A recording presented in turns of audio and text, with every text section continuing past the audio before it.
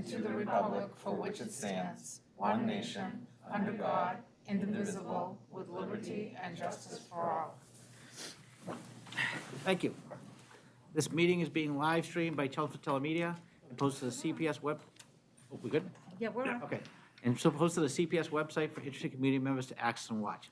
In-person public participation will be taking place tonight in accordance with social distancing and safety protocols established by the Chelmsford School Committee Public Participation Guidelines.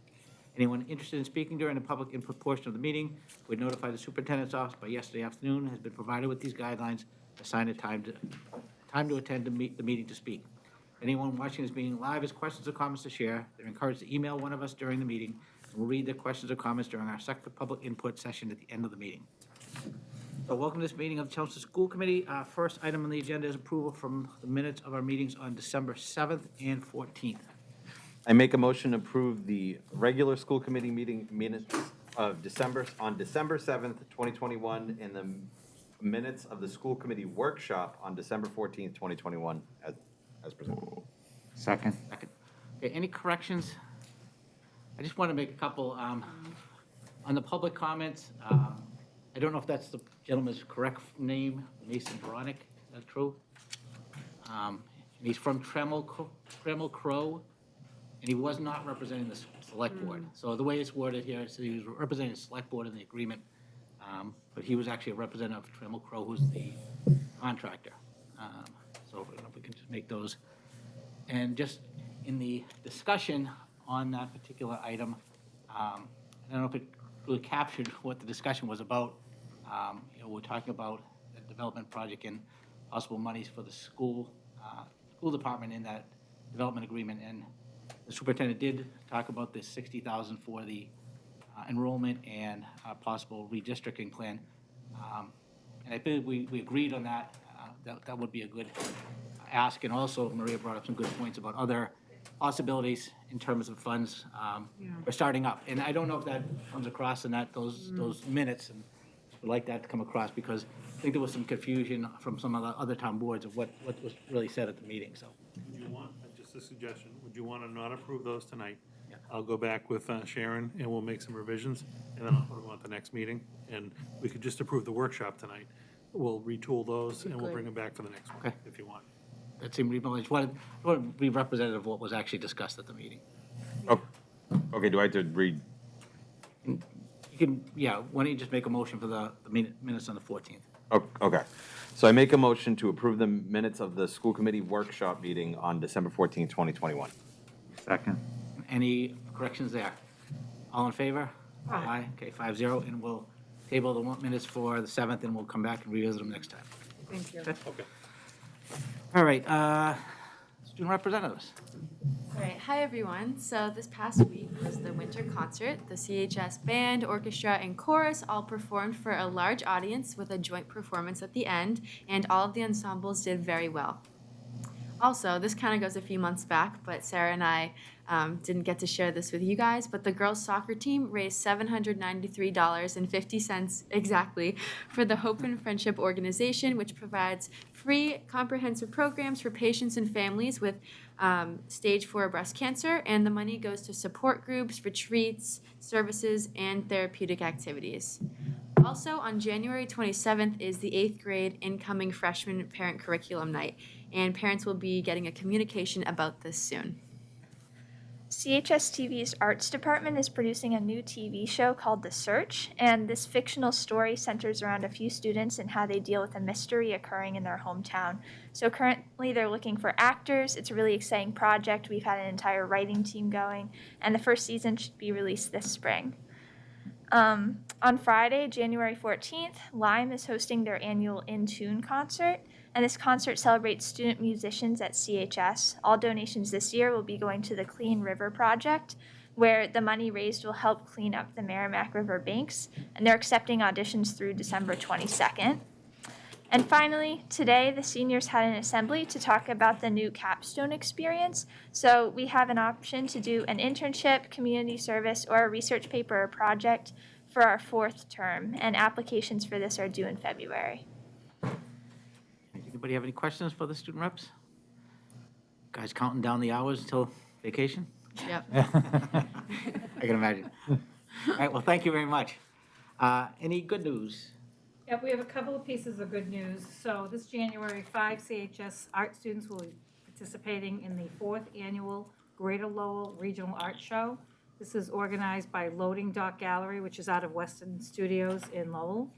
And our students will be working together with other art students from Groton Dunstable High School, Innovations Academy, Tingsboro High School, and they're going to be working on just some projects that spark conversations about how students are working, you know, how they've come from the pandemic, where they are now. So their artwork is going to be displayed at that point. And the 5 students from CHS are Megan Hayes, William Lambert, Josie Lee, Avery Marr, and Daniel Zhang. So we're excited to see how that looks like in January. And the Mass Civics Learning Coalition has awarded a civics learning grant to Chelmsford. This funding is going to be used to focus on the 8th grade civics programming at the 2 middle schools. So 2 pieces of good news. Anybody else have any good news they want to share? I'd just like to reiterate how great the winter concert was. It was a lot of fun.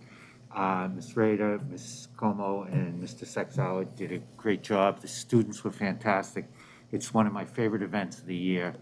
And when it ends with the Hallelujah Chorus, Chelmsford High School graduate Don Defasay informed me that my former student, it was his 38th appearance for the Hallelujah Chorus, which I don't know if that means we're both old or he's just so gifted. But anyway, it was really great concert. It was a lot of fun. Great.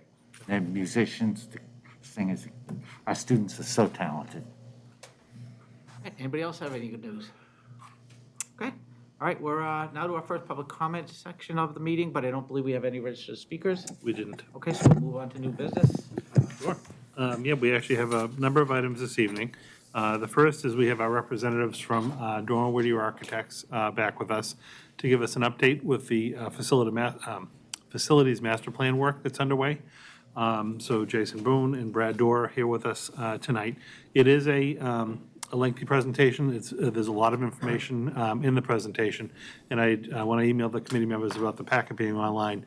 Today, we're kind of taking it in. We're going to hear the presentation, try to just follow along the different themes and whatnot, and then Jason and Brad will come back at our first meeting in January and help us kind of make some decisions to move forward. So there's no action requested of the board this evening. It's really just information sharing. Again, it's a lot. We'll just take it in, and then we'll act in January. So Jason and Brad, welcome, and we'll turn it over to you. You have the little advancer, and I'll bring you a water, and you're welcome to start whenever you'd like. Thank you. So actually, we do have a lot of ground to cover tonight, and during now and the next meeting, to the extent that you have some questions that come out of tonight, feel free to go ahead and send those off to Jay. That'll help us digest those a little bit, in anticipation of the meeting coming up in January. So with that, I'll turn it over to Jason. We'll go through what we've got, what we've developed. Thank you, Brad. Here's the quick agenda for this evening's presentation. We'll update you on our progress through our major tasks that comprise the study. We'll identify what we think those key decisions might be, or at least discussions that need to occur near the conclusion of the study, potentially as early as just after the first of the year. The bulk of the presentation tonight is related to taking the work that we've talked about and the various options that we've started to explore and placing them on timelines and giving you a sense of what the sequence and timing might be of the various options that are being explored. We'll pause after that because it's fairly dense and open it up to questions and or discussion. And then we'll share sort of a sample of what our next steps are, taking those timelines and actually working them out in enough detail to be able to send them off to the cost estimator to give you a sense of what the master plans might look like financially over the long term of those different options. So in terms of study progress, we've shared this slide before where the bullets on the left represent the major scope items that we've been undertaking. And for the most part, we've worked our way through almost all of them. With Brian and Kathleen, we are continuing to update the capital improvement plan information, and I believe That work is nearly complete. There are 2 more schools to discuss, but what Michelle wanted us to report back was that based on all of the work that she's reviewed, the school district and the town are both doing a really good job of maintaining the schools and working through that scope of items that we put together 5 years ago. Down at the bottom of the list, you're going to see the sequence and timelines tonight, which represent sort of the second to last step in the exploration of alternatives. And then ultimately, next month, after the first of the year, the hope is that we can help the school committee work through a discussion around what priority project to write a statement of interest for, and ultimately submit that to the MSBA sometime next year. So there's the timeline for that work on the right. Here we are at the end of December, where we're starting the conversation about priority project, and then we hope to publish our report, our draft report, next month. So key decisions, we've talked about this around the edges a little bit already, but we wanted to take an opportunity to explain that in maybe a little different way than we've talked about it before. There are currently 8 facilities serving students here in Chelmsford, all with various needs. But I think everybody has come to realize that there's a lot of need when we take the long view, and that we need to think about this plan as something to renovate or replace most, if not all of the existing buildings. And so the first thing to think about is what should the priority be in the very first step? And we've talked about that quite a lot. And there's 3 possibilities: something at the high school level, something at the middle school level, and something at the elementary school level.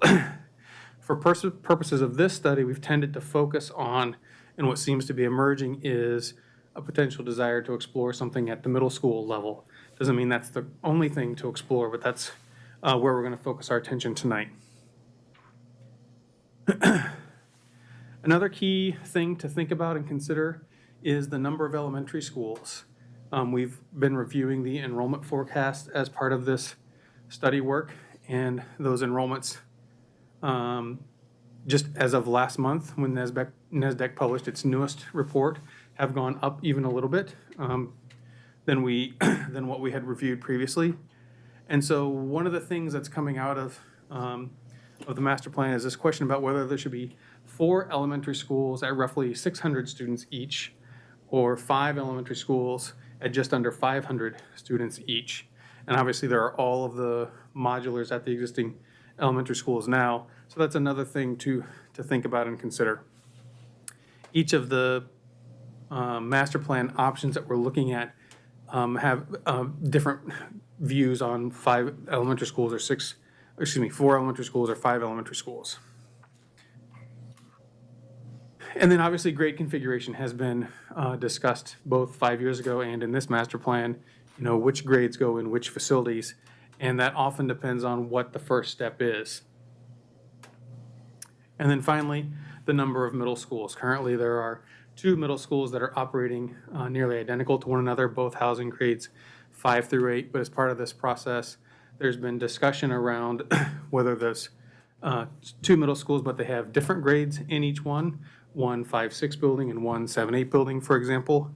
And there's also been discussion about the possibility of something coming out of an MSBA process that is one big building that either has all 5 through 8 students in it, or even maybe all 6 through 8 students. And those are what's shaping the options that we're going to talk about tonight.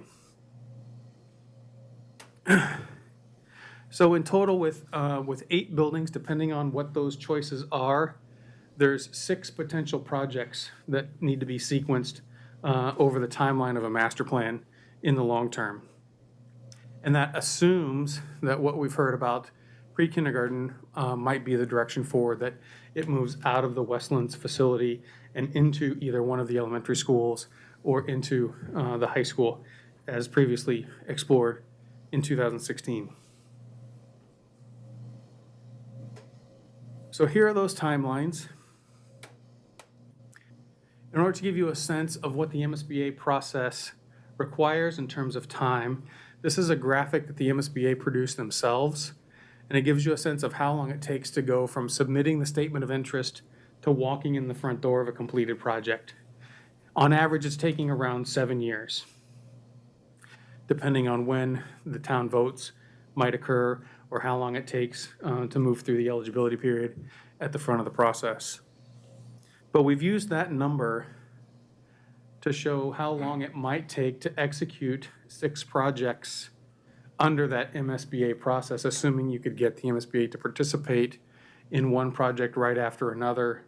And we can talk about how likely that really is, but this would be potentially the fastest that you could do them one at a time if you were doing them in the MSBA process. And you see that the 6th project there is, deep into the middle of the century. So that's just a realization that we wanted everybody to be aware of if they were in fact executed in that way. There are, of course, some variations to doing them sequentially. You could, for example, attempt to overlap those projects to some degree. Let's say you're a year from completing one project and you attempt to start the MSBA process with a statement of interest a year before construction is complete. So in that sort of overlapping strategy, you could cut, maybe a decade off of a 6-year time horizon, or 6-project time horizon. Or of course, you could execute more than one project at a time and dramatically shorten the time necessary to renovate or replace those potential 6 projects that we're talking about.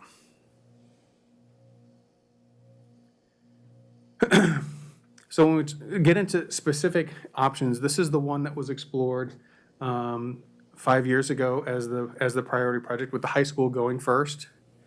And of course, what happens with the high school would dictate what could happen downstream, right? We're assuming that if the high school were to be new, then that may allow the existing building to be converted to a middle school and potentially serve all grades 5 through 8. But that's not necessarily guaranteed. We've talked about that before, that given the condition of the existing high school, its size, an MSBA process may actually result in a renovation of that building, and therefore that idea of it being able to be converted to a middle school becomes challenging.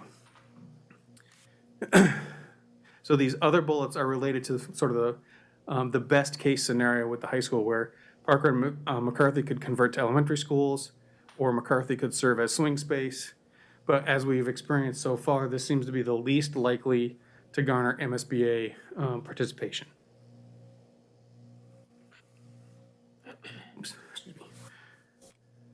The rest of these are where we're focusing at the middle school level. These are the graphics that we shared with you last time and were the same that we shared with the public earlier this fall. So we'll look at different flavors of what happens if, let's say, a Parker were the focus of the priority.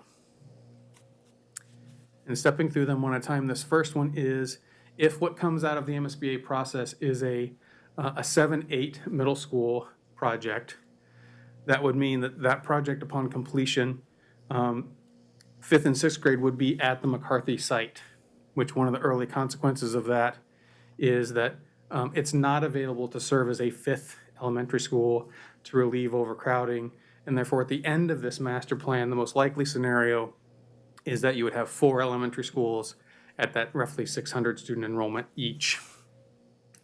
I already mentioned that McCarthy, because it's serving grades 5 and 6, wouldn't be available to serve as swing space for the elementary schools. There's a 7th project in the sequence here, because we would do the high school and the center school at the end.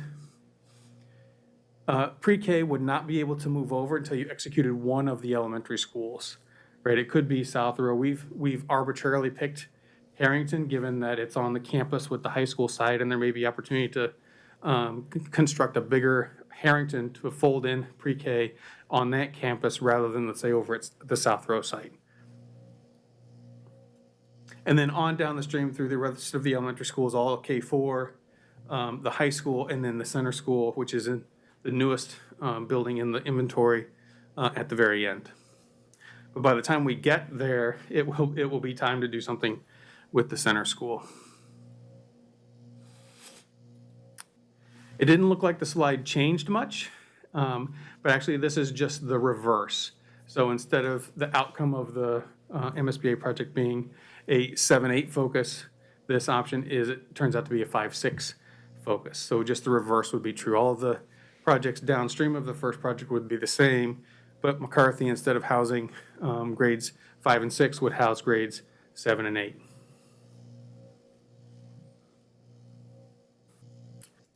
And then this next one is if the outcome of a Parker priority would be a 5 through 8 focus, but split. Instead of having all 5 through 8 students in a single building, this would be a similar model to what you have now, where it's 5 through 8, but spread over 2 buildings. So again, this has the impact of 4 elementary schools, McCarthy not being available for swing space. One of the things this doesn't do that the other 2 previous options did was impact all the grades, all the students in particular grades across the district. So in this option, only half of grades 5 through 8 would be impacted by the first project. Everybody else would have to wait because not all 5 through 8 are in one building in this scenario. This is the 5 elementary school variation of this, where instead of grades 5 through 8 being split in both Parker and McCarthy, whatever came out of the MSBA first project would be a single building with all grades 5 through 8. And therefore, McCarthy becomes available to temporarily serve as a 5th elementary school and ultimately as the long-term location for a 5th elementary school, potentially with pre-K in it. So again, you would sequence through, you would finish the first project, you would occupy the McCarthy building as a 5th elementary school, and then sequence through your elementary schools over the course of the timeline, again, finishing with the high school and center school at the end.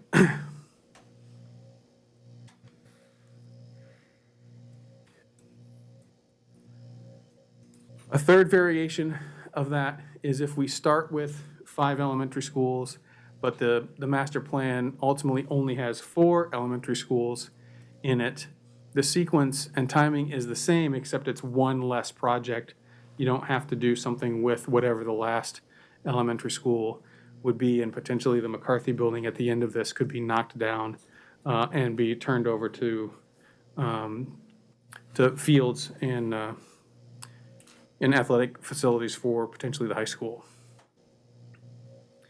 Again, because there are 4 elementary schools, it's important to note that at each of those elementary schools, there'd be roughly 600 students, with the exception of whichever elementary school ends up with pre-K, and there would be roughly 150 pre-K students in addition at that facility. This one is a little bit different in that rather than focus on the middle grades, it speculates about the outcome of a middle school project being grades 4, 5, and 6, 3 grade levels rather than 4 grade levels. And the consequence of that is that McCarthy would likely serve as 7th and 8th, but the remaining elementary schools would have 4th grade pulled out and moved into this upper elementary school that's part of the first project. So that would mean that once the first project is completed and 4th grade is pulled out, that you would impact the overcrowding situations at the elementary schools right away.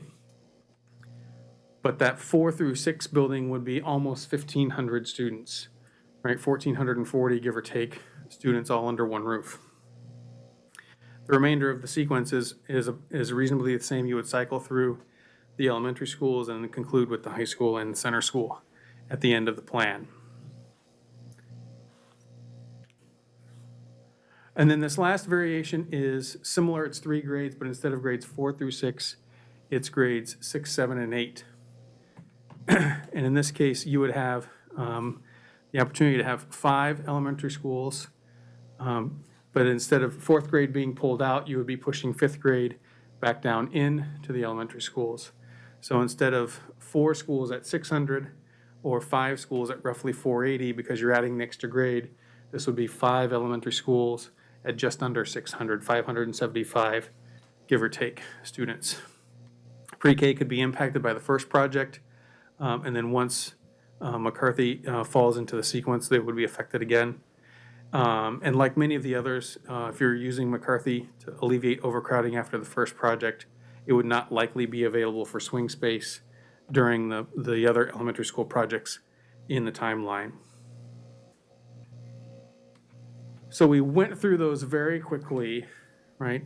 But each of those potential outcomes with different grade configuration have impacts downstream in the master plan. So we wanted to pause and see if there are questions or discussions about any of those that we just quickly went through. Any questions? I just have one question. In the plans in which you looked at Harrington was pre-K through 4. Why would you choose Harrington as opposed to another school with more land space? I guess it's, where the pre-K ultimately lands is just speculation on our part at this point. But we thought Harrington, because of its location in town and its proximity to all of the available sort of site and play fields associated with the high school campus, that there's likely enough room there to have both the K-4 population and the pre-K population under one roof, rather than over at Center School, for example, where the site is a little more limited, or at South, or any one of the other elementary schools, actually. But at this point, it's pure speculation. It could actually be tested anywhere. Just a clarification on the timelines too. You have one timeline where you have concurrent projects. MSBA will only support one project at a time, is that correct? Typically, that's correct, yes. In fact, we're not aware of any city or town where they've executed 2 MSBA projects at the same time. So the assumption would be if the town were to attempt concurrent projects, then only one of them would be MSBA and the other one would be fully funded by the town without MSBA support. Okay.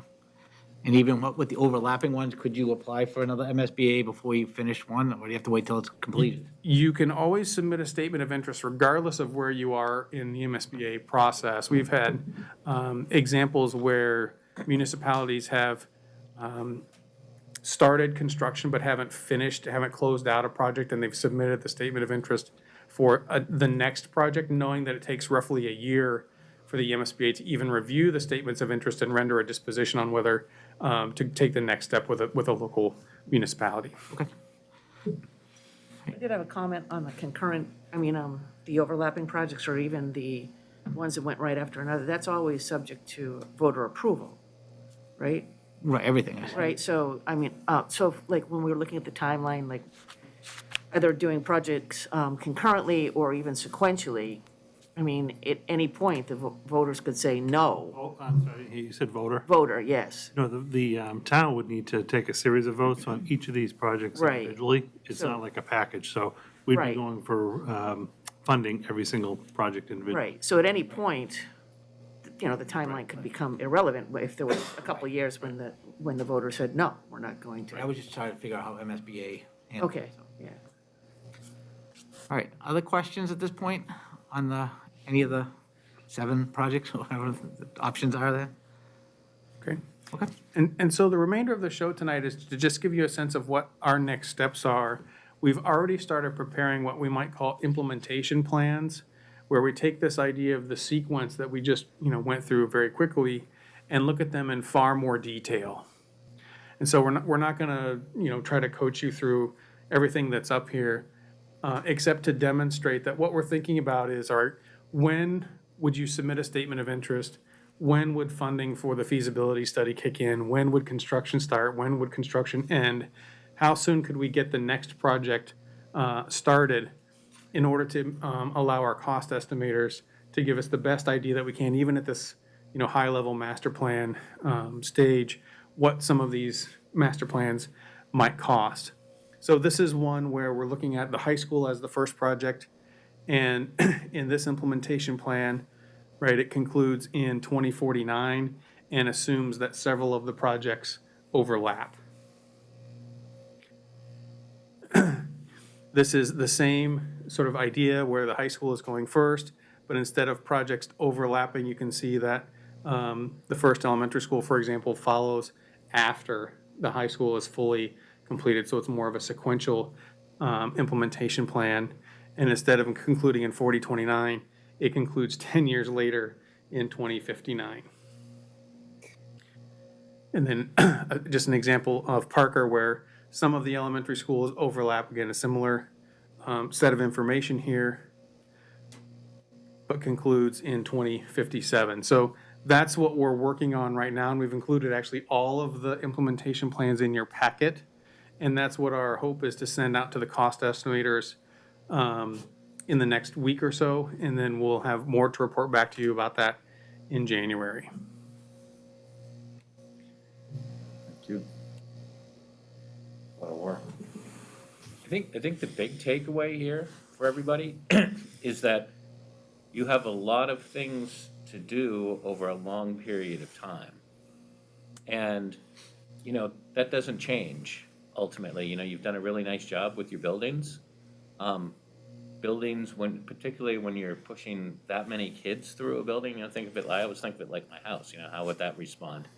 Probably, over time, they eventually start to wear out and, do need to be replaced. And, I think there's some examples out there, we've worked closely now for almost 20 years with the town of Dedham, who, when I actually first started with the firm, they did a master plan just like you guys are doing. And they started out, it took a little while to get everybody going, but they've been pretty good about following that. And it hasn't been something where, it's completely lined up. A couple of things have shifted here and there. You never really, as Jason said, guaranteed that the MSBA is going to be, boom, just like that all the time.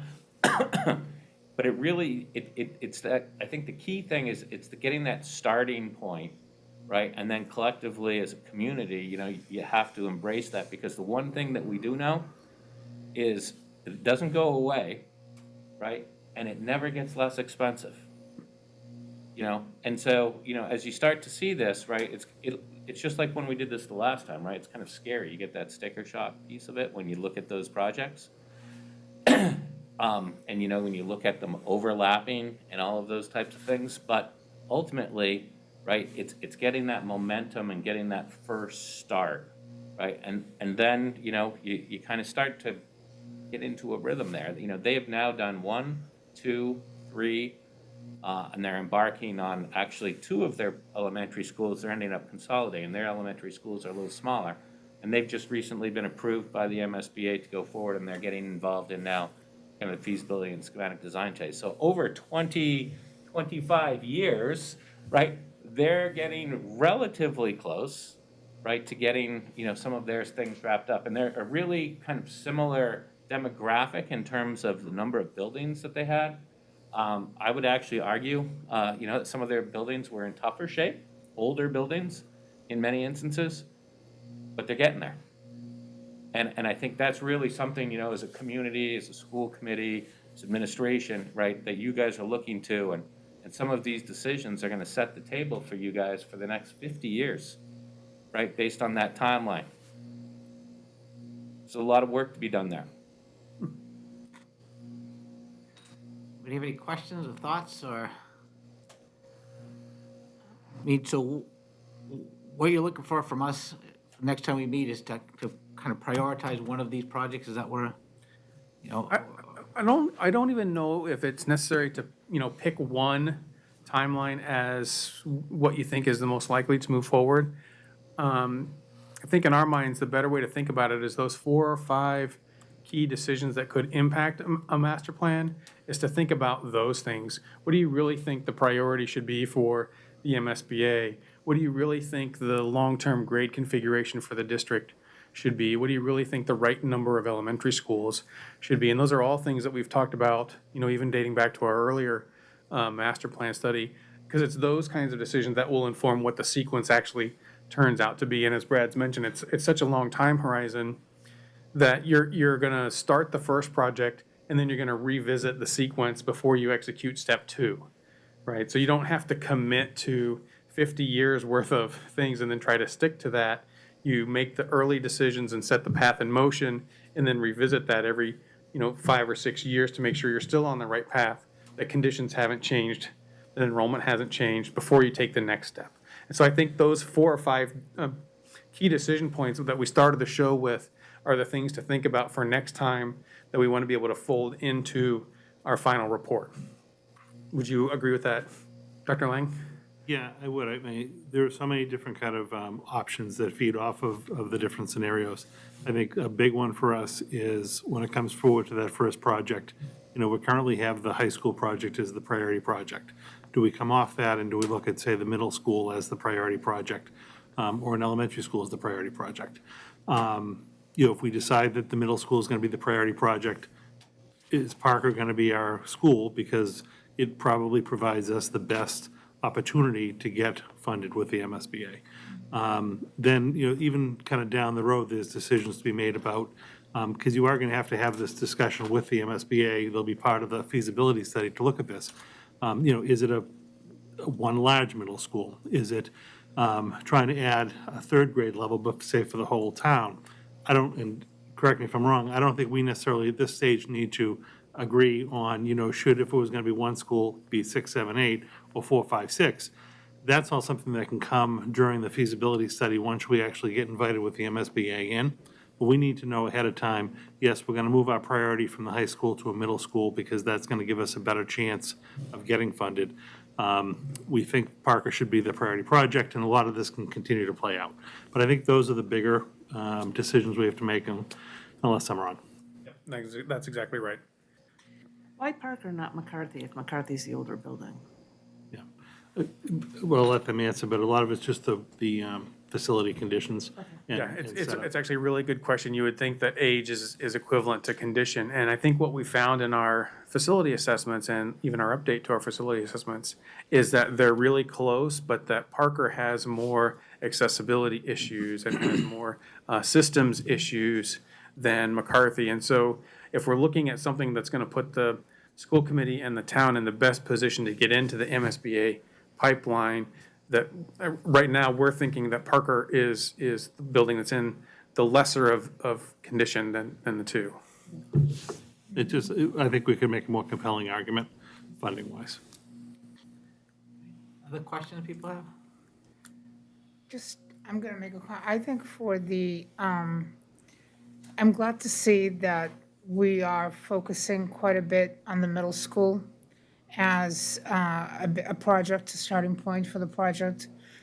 It's daunting to look at the timeline and the possibility that by the end of the timeline, we're actually dead. But, so you really start thinking that, yeah, the faster you get going, the better off you are. And we've got to make a decision. We've got to get going, and nobody can tell the future.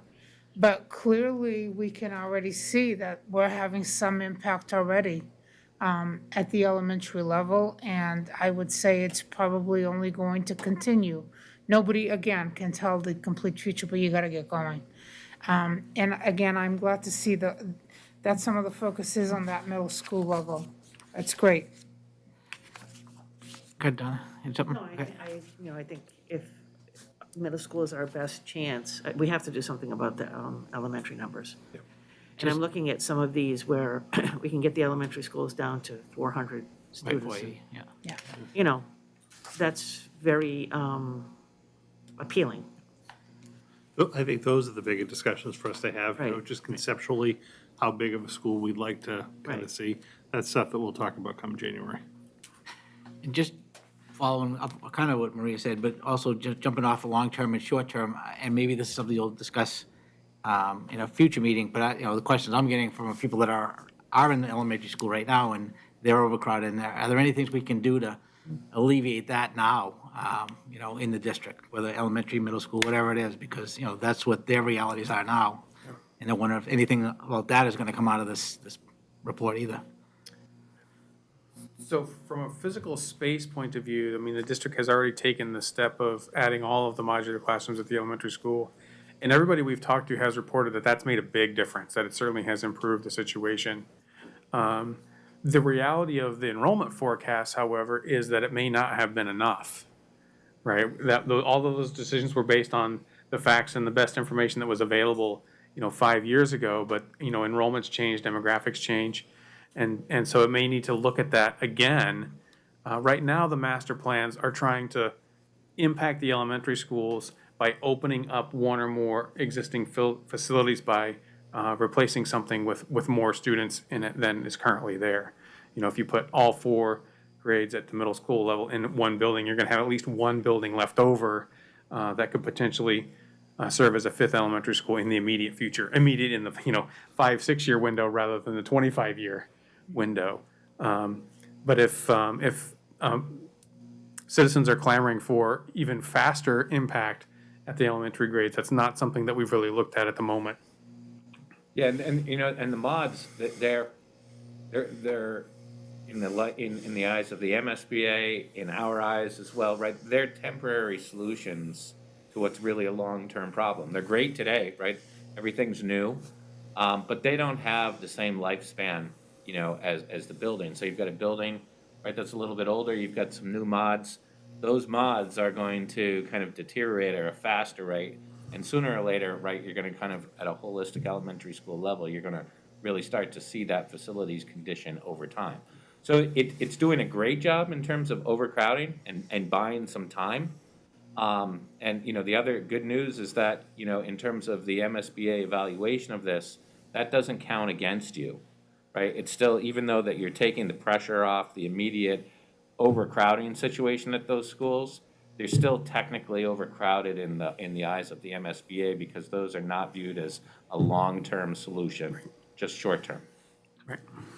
Okay, but is there any way to point out that really those modulars were put in at the elementary level because we wanted to have full-time K available and not really to alleviate overcrowding in the sense that we were adding in a service that the town really needed, the children needed. So I think that would be important. The other things, we have modulars at McCarthy that are, how ancient are they? They're over there. Yeah, They're past the due date. they're really coming to their end of life They span. passed it. They've passed it, okay. They're past the whole thing. To point that out, that, we've lived with that as a temporary solution for quite some time and haven't bothered them, so please give us the money and get us going here so that we can, be in a better position in the next 5 or 6 years and during those 5 or 6 years, alleviating this overcrowding in our elementaries, which is becoming a serious thing. So it's not something we did to already alleviate overcrowding. Yeah, when we added the modules to the buildings, it was twofold. We were trying to have space for full-day kindergarten and at the same time alleviate some of the, just the extra increases we were predicting at that time. I think what's surprising is even after adding, now I know we could only add 4 at Center because of the proximity of the space, but we were able to add 6 at the other 3 elementary schools. But even after doing so, like if you look at Harrington at this point, just as an example, they have the 6 modular classrooms and they're wonderful. But we're at the point where there's only 1 grade level in that building that has the 4 sections which the school was designed for. We have a 5th section in, I think K is the only grade that does not have it right now, 1 through 4. So we have 4 extra classrooms being utilized because of that. So that would have freed us up some space if we weren't doing that. But again, at the time, that's what the projection called for. It was enough space for the full day K, and it was enough space for the projection at that point in time. Now, none of this took into consideration, even back then, if we ever actually had universal pre-K. We still don't know where that's going down the road. But we don't have capacity at all right now if we would ever implement full-day pre-K or universal pre-K. That's still an outlier. So at least some of these options, where if you do add a new school into the mix, the complete 5 to 8 middle school, which then allowed you to kind of reutilize McCarthy, that would give you some hope of being able to lower your elementary classroom total populations down to closer to the 480 as opposed to the 600, and also provide a little bit of space for the pre-K programming, because we know, 10 years down the line, once we get this thing moving, that's probably going to be the reality. So it just is a lot of factors. How much capacity do we have at the high school?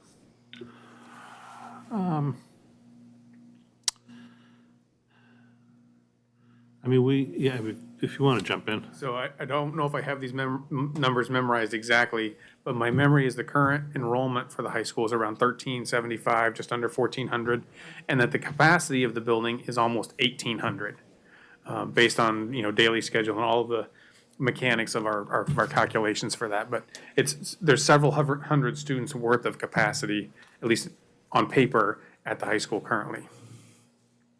Would we consider that space as usable space for a grade level, for example? I think that the hard part about doing that was it would have to be part of the whole grade level discussion, because the only grade level, just off the top of my head, that would make sense is like, say, 8th grade. Right. That's something that Borica did with their new middle school. You wouldn't just take another grade level out. I mean, there are some districts that actually, potentially say would have like a centralized pre-K center. But once we get to our elementary schools, they're pretty much contained, K through 5. You wouldn't want the students moving around. So your two options are probably a pre-K or an 8th grade, reconfiguration if you looked at that.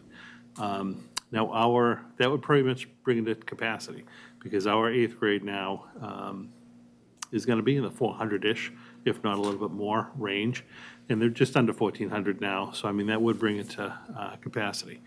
I've heard, anecdotes about in previous years, the high school, even though the capacity might be 1,800, it had more than that students. So, it's possible, but then we also do have to watch class sizes and, space utilizations and things like that.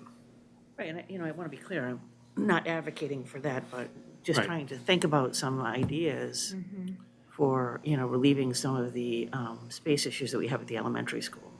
Yeah. Right.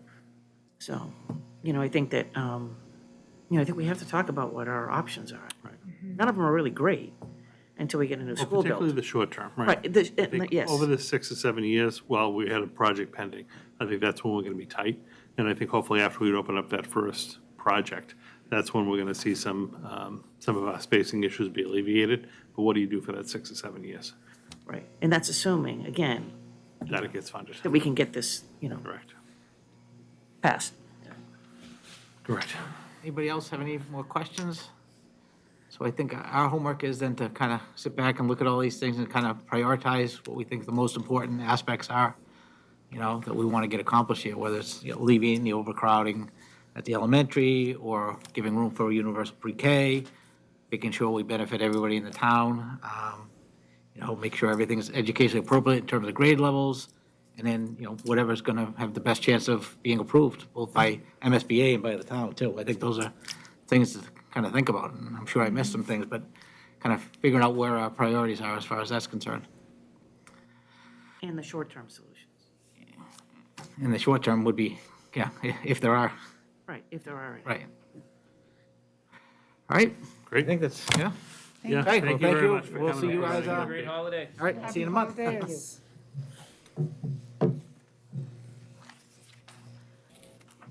Okay. All right, next up is a capital plan update. Yeah, pull this up real quick.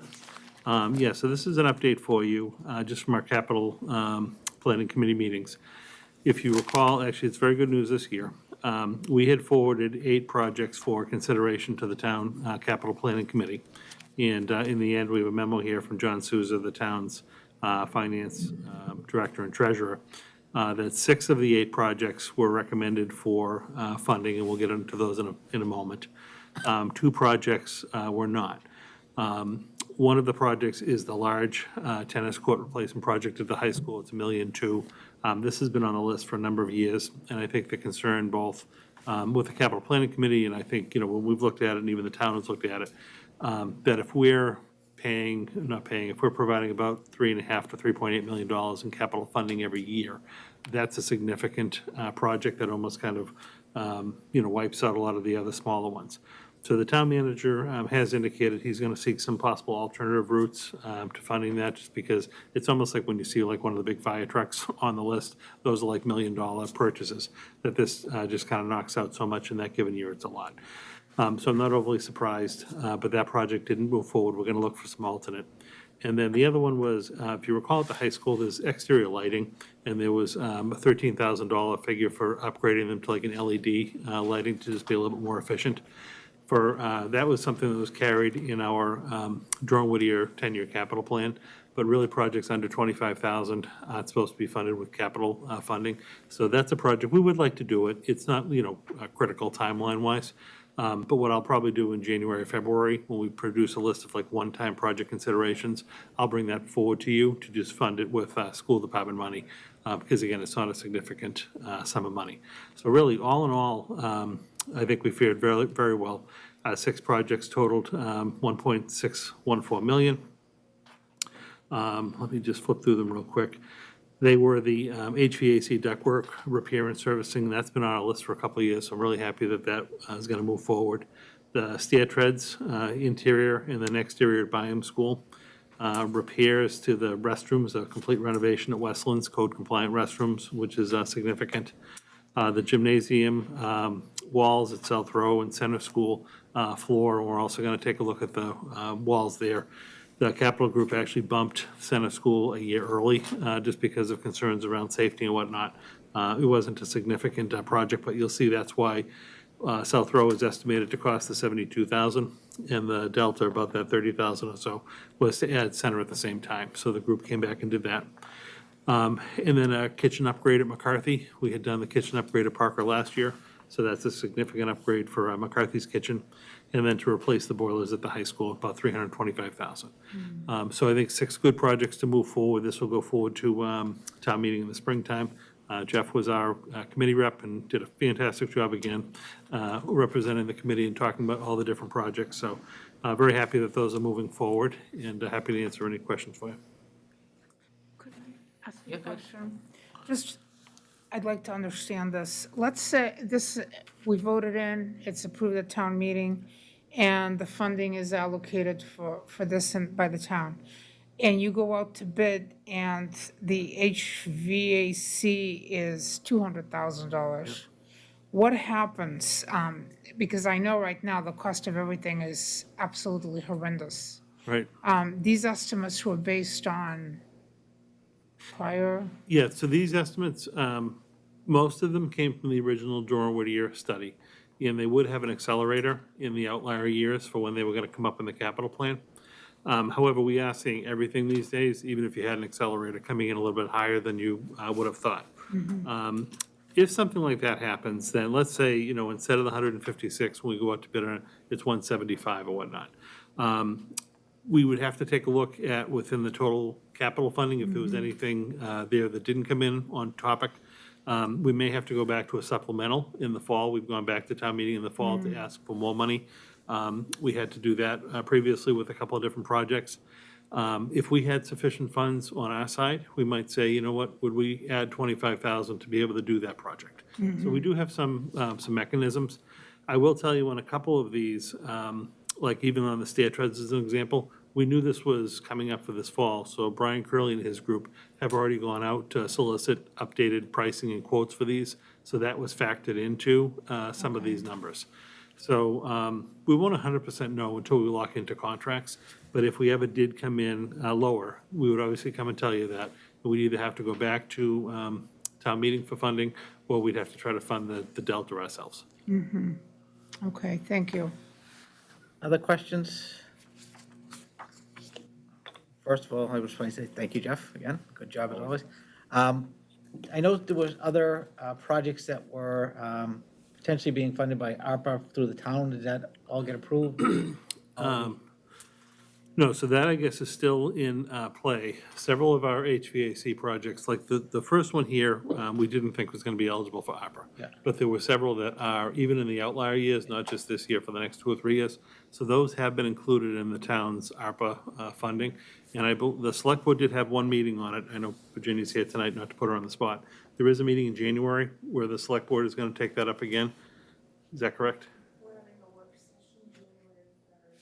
Okay, January 3rd. So we'll go through those again that evening. But our hope is to have the HVAC projects, because they do fall under that ARPA funding, funded with that. Okay. But I'll report back when I know more. All right, anybody else have any questions on capital projects?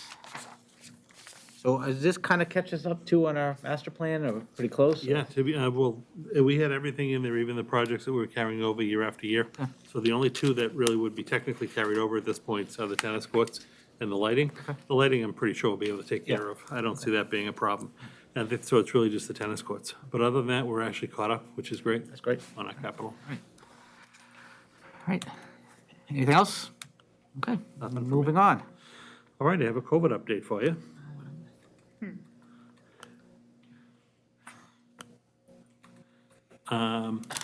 Let me just get my thing started. So we had talked about every other meeting. So the second meeting of every month, I just do a little update for you on where we're at COVID-wise in the district.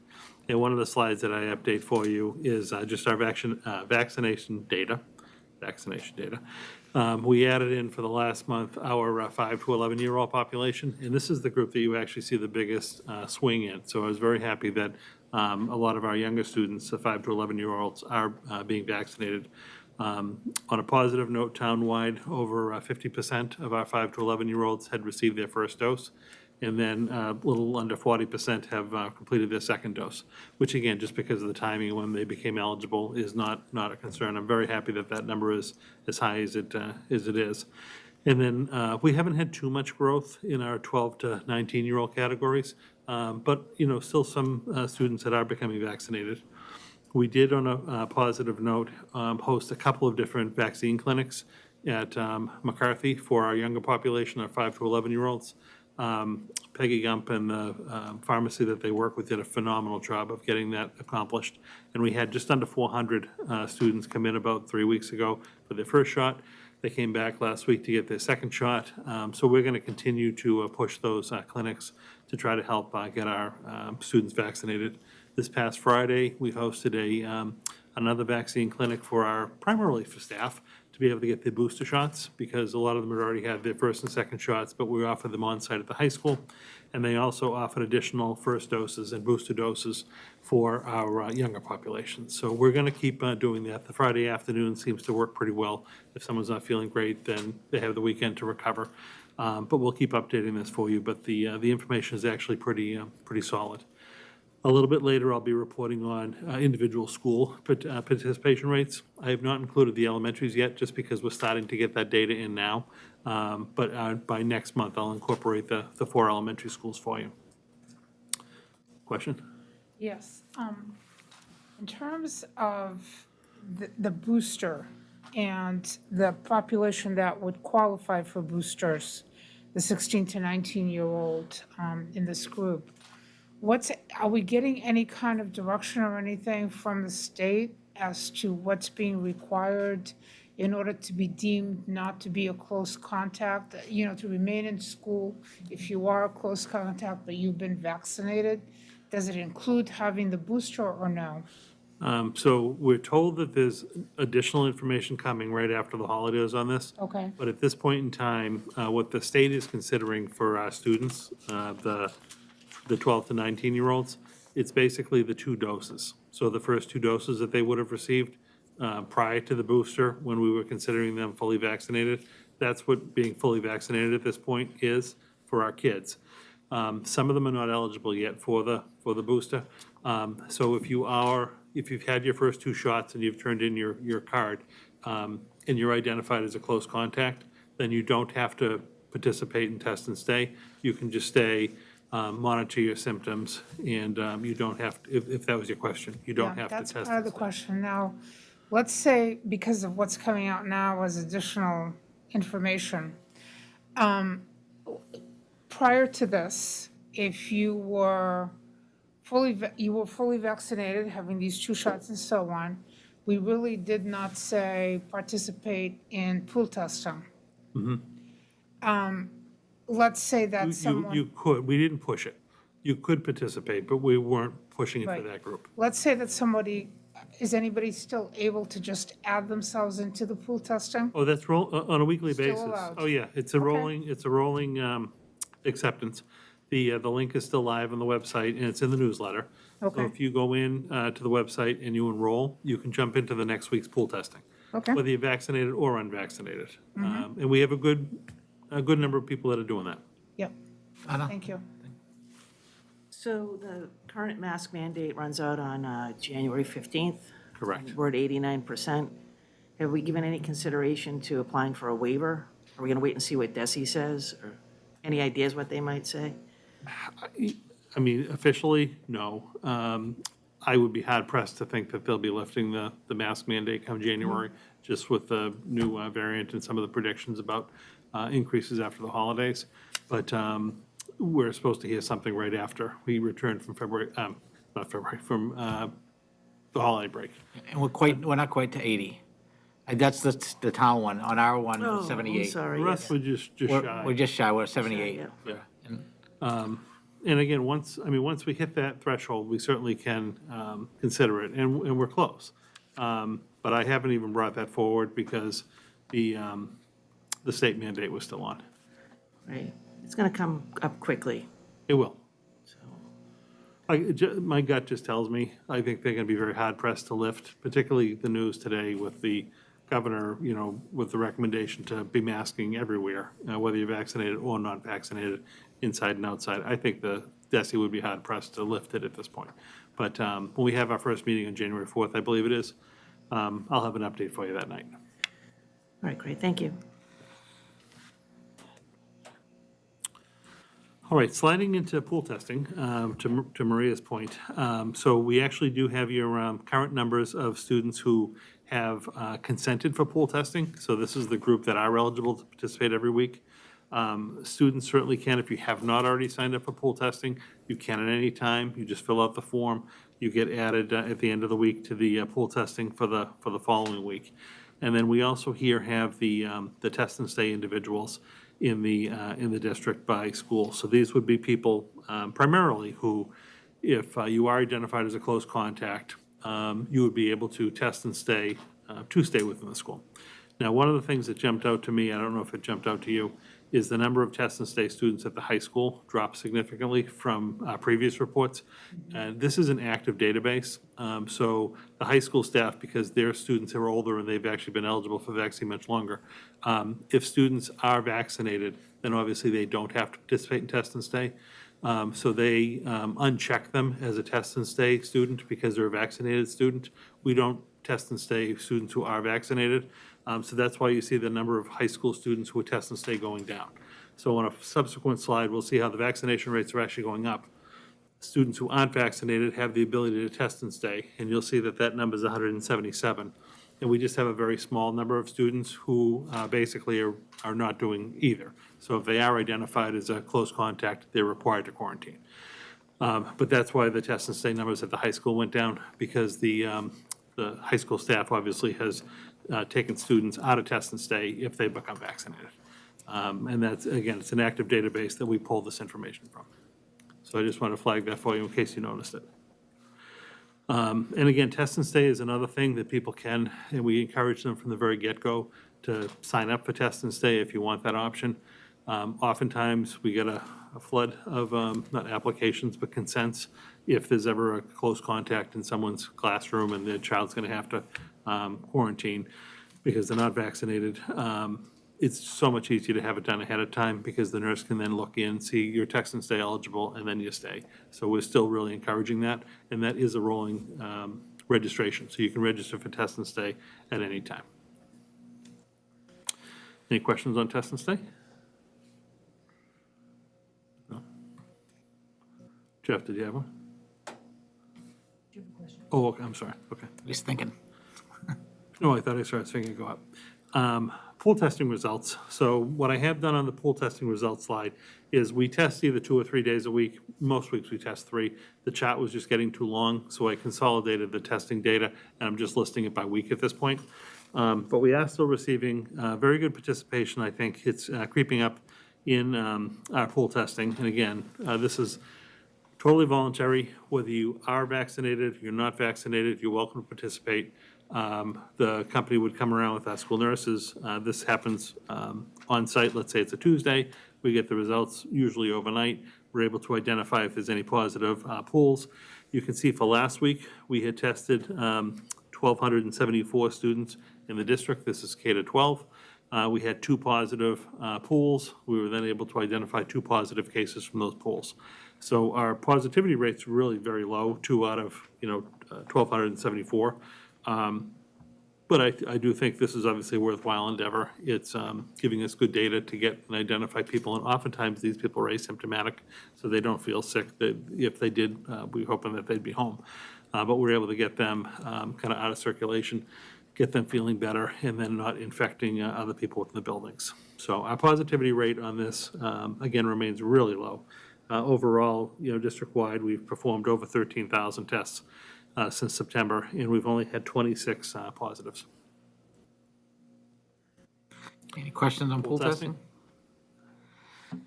Nope. Okay, so test and stay. So if you do, this is our next slide for data. And obviously, as district-wide, our cases have gone up a little bit. We've got more people participating in test and stay.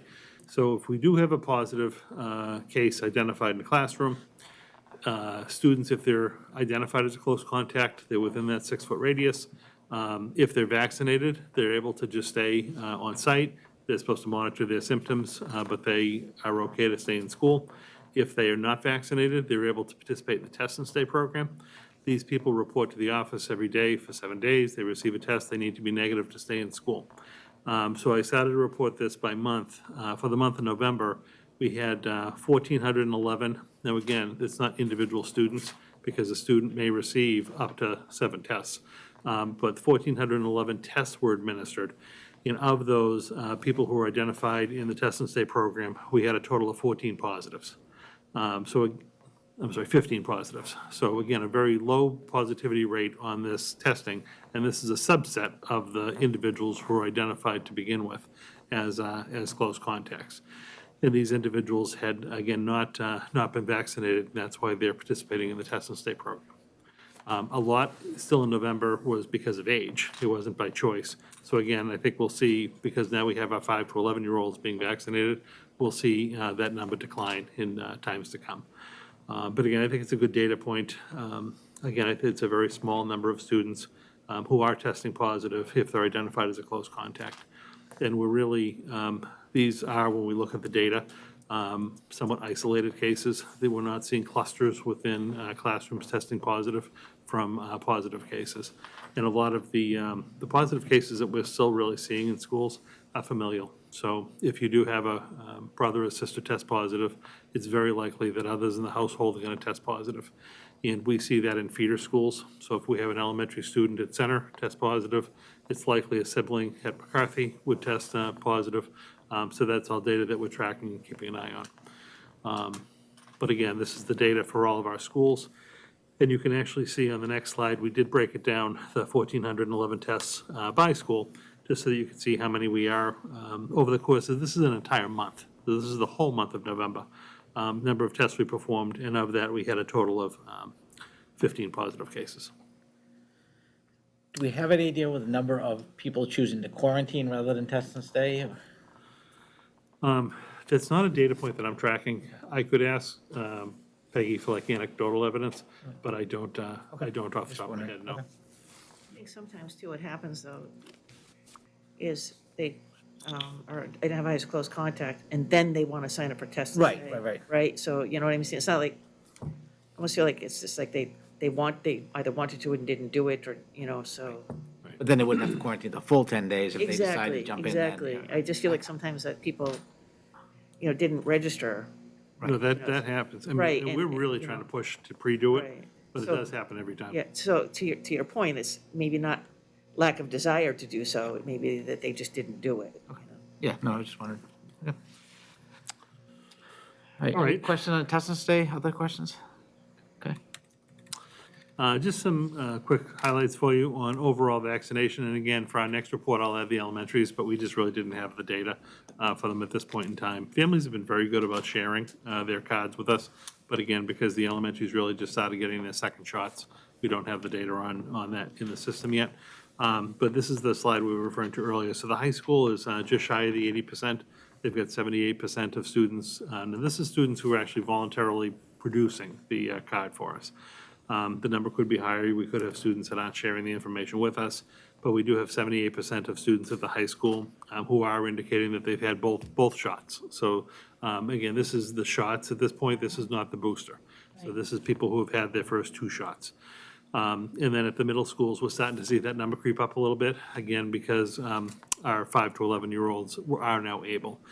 So I think we'll see that continue to grow, but both of those are about a third of their populations who are fully vaccinated at this point. And again, that number will continue to grow, because our 5th and 6th and half of 7th grade really weren't even eligible previously. So good numbers, and I'll be able to bring that back to you in January for an update. Also, to Donna's point, with regard to like what the state's gonna do, masking and whatnot.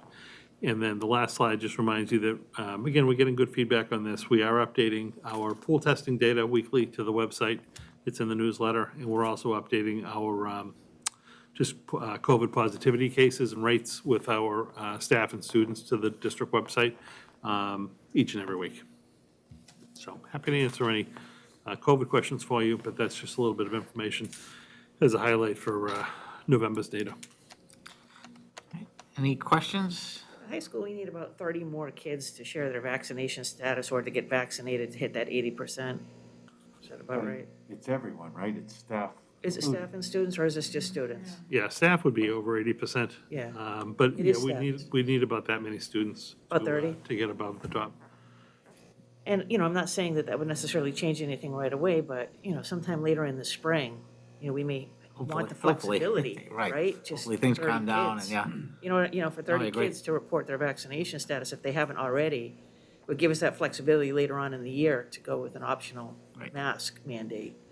Well, we have to still see what the direction from the states on that, because Right. there's 2 different paths. Right. So one of them said, once you hit 80%, you could petition to have masks be removed for those who are vaccinated. Right, So the unvaccinated would still have to wear masks. right, Other school of thought was that once you hit that 8%, you go for that waiver. Those who are vaccinated don't have to wear masks, and those who aren't, it's highly recommended that they do. right. So we'd have to kind of see what direction from the state's going to happen at that point. And for all practical purposes, I don't know how it would actually be implemented administratively at the high school. I think that would be a whole other set of issues Right. to have to implement and enforce students who aren't vaccinated wearing masks. So I don't know how that would play out. I don't have a recommendation for you on that yet. It's not I don't anything even know we- if it's an option I for was us. gonna say, I don't think it's anything we could even consider much later in the school year. Right, not at this point. No, not at this point. No, but once we hit the 80%, Right. I know there will be people who, will be asking what we'll be doing with it at that point. But we'll get that guidance right when we get back from the holidays, and like I said, I'll get that on a January meeting for you, just so you can actually see what your options are. All right, any other questions on COVID or testing or? All right, thanks for the update. Okay. Moving on next, we have actually Joanna prepared a little memo for you on a new online payment processing platform. And I'll let her walk you through that and then have a little bit of discussion. Good night, ladies. Have a nice holiday. Have a good. With regard to some of the discussion points. So Joanna, I'll leave that up to you. Thank you.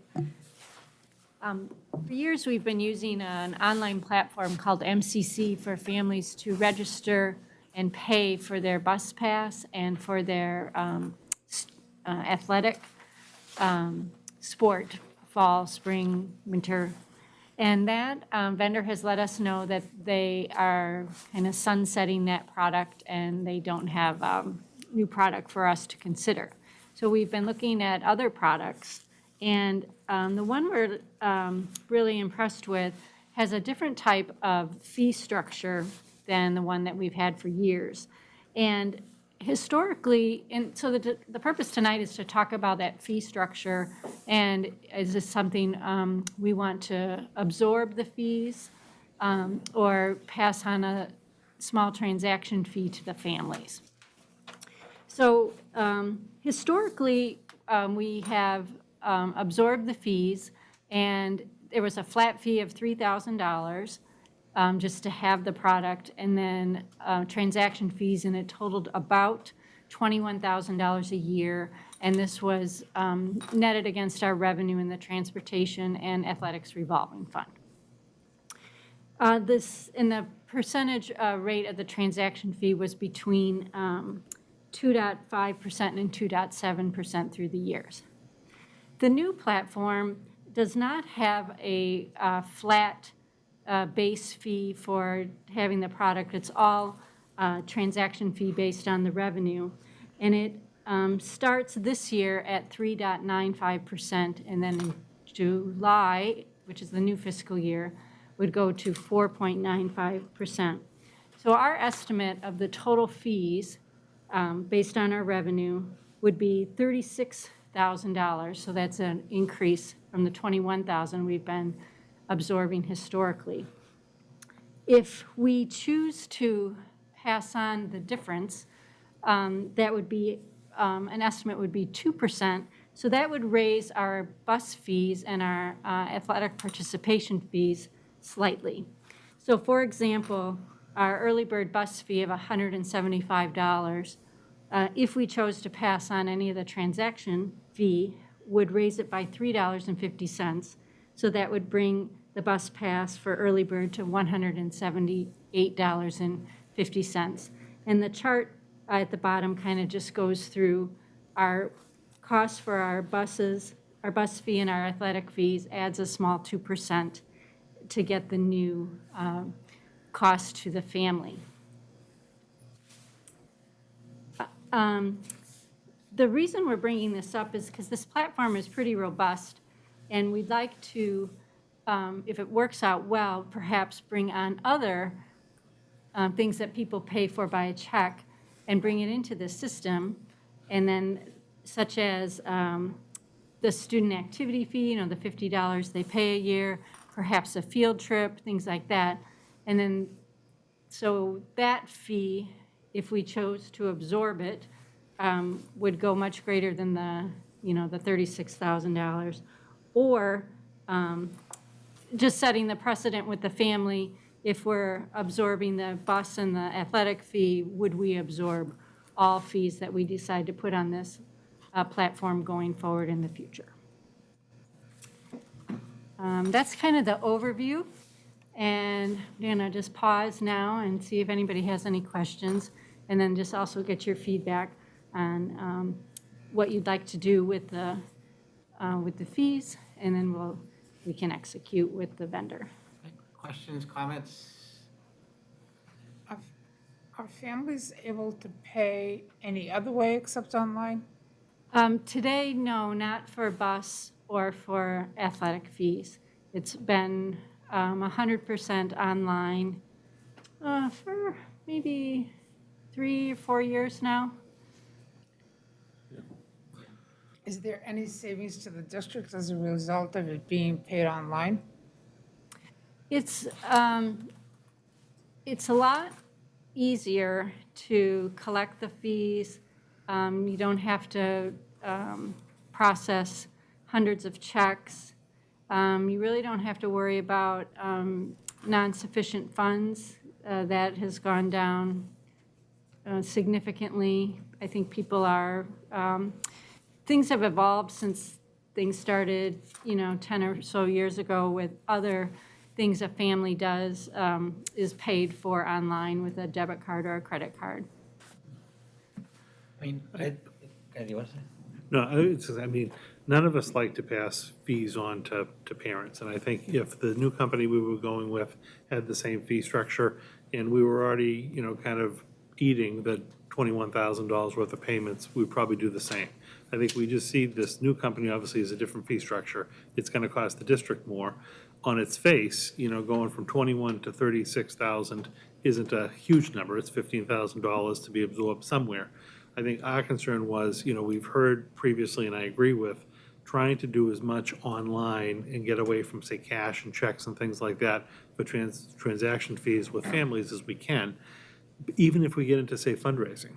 But this is unquantifiable for us. If we were to now open up this platform to, say, fundraising activities, and a team was, say, fundraising, different families and $100, $1,000 are coming in or whatnot, if as a district, we are eating the whole fee, we're actually subsidizing the cost of the fundraiser as opposed to the fundraiser generating all the funds for whatever they're doing. The fee's not static. It's a scalable. percentage. Right, it's a percentage. So if we Percentage of the keep- use transaction. it for other things, then all of a sudden the fee's not 36, it's Right. $100,000 or. Correct, and I think that's just our concern, because we'd love to see this happen. You know, we're trying to kind of figure out what would be, I guess, reasonable as an expectation, as a processing type fee. And I was even thinking, like, for myself, if I go online to pay for something for my kids, you know, what, if I have to pay an extra $2 or $3 for that transaction, I'm probably not gonna be that concerned about it. But if I had to pay an extra $6 or $8 or $12 or $15 for a transaction, I might then say, hey, I'd rather give you cash, or I'd rather give you a check. And then that really defeats the whole purpose of having this more secure way of bookkeeping and tracking the fees. So we're just, you know, wanted to have that conversation about kind of finding that balance between, you know, what isn't gonna make people upset. And I understand everything can make someone upset, but what's like a reasonable transaction fee people would be expecting these days for something that isn't gonna negatively impact the district? And I think these are all very well-intended things. I mean, we want to see fundraisers going on, but we don't want the district subsidizing all of the fundraisers if this were to take shape. And again, I think there's unintended consequences that come up, you know, and that's why we wanted to put this out there for discussion. I think we've done a lot in the last couple of years trying to keep fees low and actually We've been reduce fees. reducing them. Yeah, you know, and I think, you know, what we're using it for now, I have no problem with us eating, you know, an extra 15,000.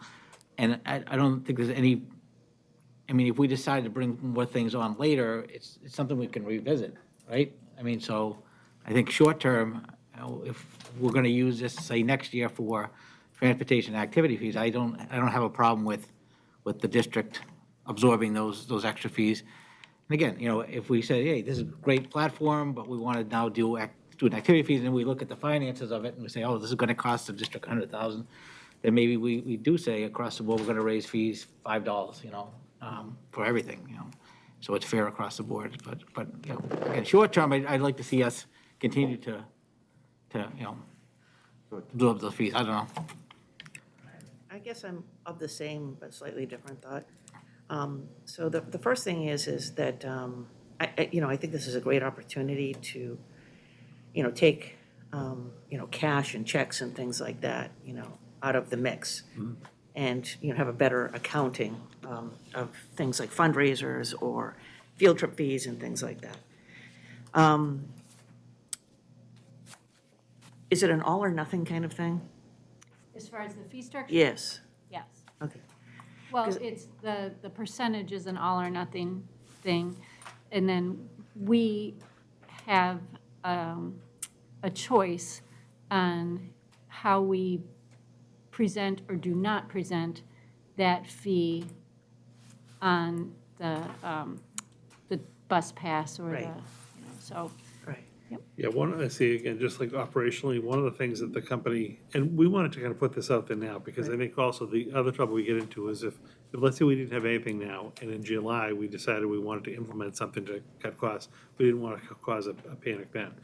One of the things that the company would recommend is, instead of actually showing a fee on the transaction, to increase the cost of your service by that fee, so that if you're actually paying, you know, say, instead of $175 now, and then paying the 2% on top of that, then you actually just show you're paying $178.50, so that we know we're netting out the $175, and the parent has basically paid the $350. You know what I mean? I was thinking that we subsidize transportation and everything else, we would, you know, anything else would. Right now, we're substituting transportation and athletic fees. I know, but see, here's the thing, okay? I mean, I get that we're doing that with the athletic fee, but we don't do it for every other activity, right? So it's almost not fair in some ways, right? That we're kind of bearing the cost of, you know, some of the athletic fee, but anybody else that has a club or activity or We theater. have reduced those fees lately, though. Yeah, no, I know, but you know what I'm saying is that, you know, that anybody, like, transportation is kind of one of those, you know, necessaries. You know, anything else is not as necessary, okay, I guess, but, and that then we could pass on that fee in full, you know, for anything else going forward, except for transportation. Wouldn't the fee be maybe I'm just not understanding the platform, but wouldn't the fee be applied when they swipe the card online? right? Like, wouldn't it be, so if I was doing a fundraiser and I wanted to donate, the 5%, or whatever fee, whatever structure we come up with would come out of the transaction. Well. So it we would have be to shared. We would have to figure out if we want to take it as like a net, Right. right? Because the 2% was just a number we were throwing in there. Obviously, the number's Yeah. closer to 5. We can't set up the system two ways, unless I'm wrong, Joanna. Like, we can't have a transaction fee for 2% for transportation Right. and 5% at something else. Behind the scenes, it wants to recognize just Okay, one rate. We'd have to look at that one. I mean, if we had, there'd be a fee charged for something, and let's say it was a fundraiser, because we don't want to lose money on a fundraiser, then I don't know if there would be a way at the end of the fundraiser to just net out whatever the true fundraising was to give to the club and basically cover the cost for the transaction fees. Do you know what I mean? So let's say it was, the whole fundraiser raised $100. Instead of giving the team $100, they would get $95 because there was a 5% processing fee. People, the teams would just need to know that. I don't know if we would then get people coming back to us and complaining that I raised 100 and I only got 95. But that would be a way to basically just give the net for the fundraiser, if that came up. I think we would have that ability to do that. But I don't know that we can do the staggered. We'll know more. We didn't talk at length of all the different opportunities for this platform. We focused on the 2 out the gate.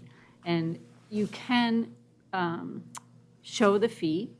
So it'd say $175, and then it'd show whatever fee you put, and then the family would see both, and then the money would be split.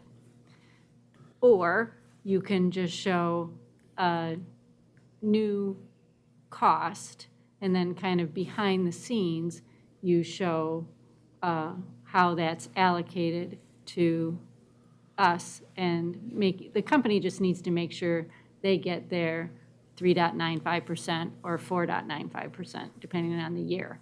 So there's, and through their experience with other districts in that, it has been more successful to show, for the committees to vote, just raising the total cost rather than split hairs over, $3. It's better that was their recommendation. And talking to other districts, in their experience, that's been more successful too. So you're thinking keep it as is now, and then evaluate somewhere down the line? I'm saying, yes. Yeah, I mean, I think that's reasonable for right now, but again, to my point, I want to make sure that we're not subsidizing one group and leaving somebody else out. Well, but so far, student activities aren't using this platform. Not yet, no, that's why we would keep Yeah. the same for now. That's my concern. Like, right Right. now, we're only doing it for Yeah. athletics at the high school and busing. Right. Right, so those are the only 2 big, and there's not gonna be a lot of busing coming in right now. Busing won't start until like May. Correct. So this out the gate we would mainly be spring sports. And there will be some minor little bus, between now and early bird in May, end of May. So, I mean, again, it's 15,000, it's not like life or death, but it's just, this could get legs, and the concern would just be, I don't think anyone's intent is to say, like a fundraiser, have the district subsidize the fundraiser. So I think before we would open it up to something like that, we would have to have some kind of a policy or a procedure for how that would be. Because again, I think we want to drive people to making electronic transactions. We don't want to discourage it in any way. So we have to be concerned about the fees, but we also can't have the bottom line to the district be fluctuating based on all these other sources of revenue and their intended purposes. And again, I think it's the best of intent. It's just, you can't hit our bottom line and affect us negatively if we're not expecting it.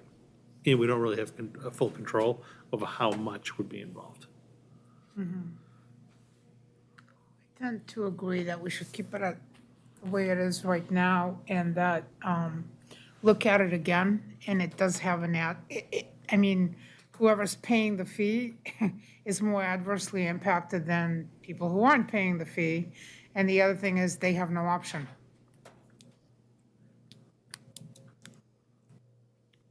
Many times when clients ask me, can I pay by credit card and is there a fee? Sometimes they'll say, okay, then I'll just send you a check. We don't have that option here. So that's why I think that what Dennis said is what I'm leaning towards. Does that work for you? If we just absorb the full cost for both programs, because it's not significant now, it probably won't hit until next July. And then before we would add any other activities, whether it was activities, fundraisers, or whatnot, those have to stay the way they are for the time being. We'd have to have a follow-up discussion and some kind of a procedure and policy put in effect to figure out how to deal with those. Sounds good. Everybody good with that? All right, very good. We don't have to take a vote, right? No, we have the direction from the committee. I think that's fine. So, okay. All right. Next, we have well, we're budget on- transfer. Joanna, we have one budget transfer for you tonight, just to give you a little background on this one. Do you mind if I do it? Okay. If you recall, last spring, we had come forward, we were working with the Center School and Center School PTO to try to do a new playground at the school. We had allocated $100,000 toward the cost of the playground.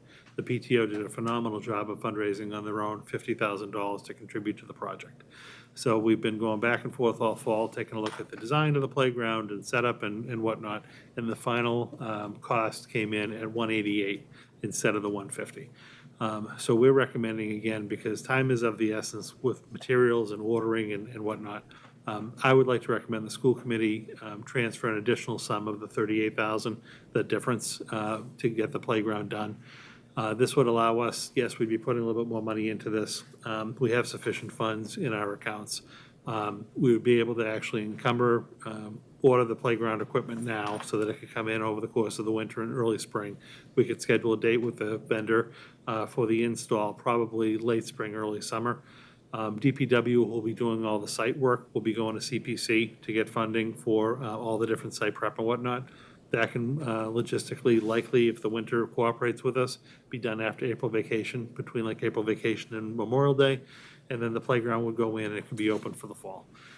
So instead of having to go back and do, say, another $38,000 worth of fundraising and just delay the project, we kind of have that little sweet window where if we commit to it now, we likely can get the materials. So that's the recommendation before you tonight, for us to commit the remaining balance of the project. And again, town still has to go to CPC. Gary and the DPW are confident that they'll be able to get that funding. But this would be a nice project to kind of wrap up all at one time. So Joanna prepared a transfer for you with one of our funds that we know we have sufficient funding in to accomplish this. So that's your recommendation this evening. Any questions? All right, I'll take a motion. I make a motion to approve, the FY 2022 local operating budget transfer of $38,143 from employee separation costs account to capital land and building account as presented. Second. Any further questions or comments? I know my center people, school people will be very happy when they get a new playground. All right, so we'll take a vote. Donna? Aye. Jeff? Aye. John? Yes. Maria? Aye. 5-0. Now, can I ask a question? Is not related to that particular motion.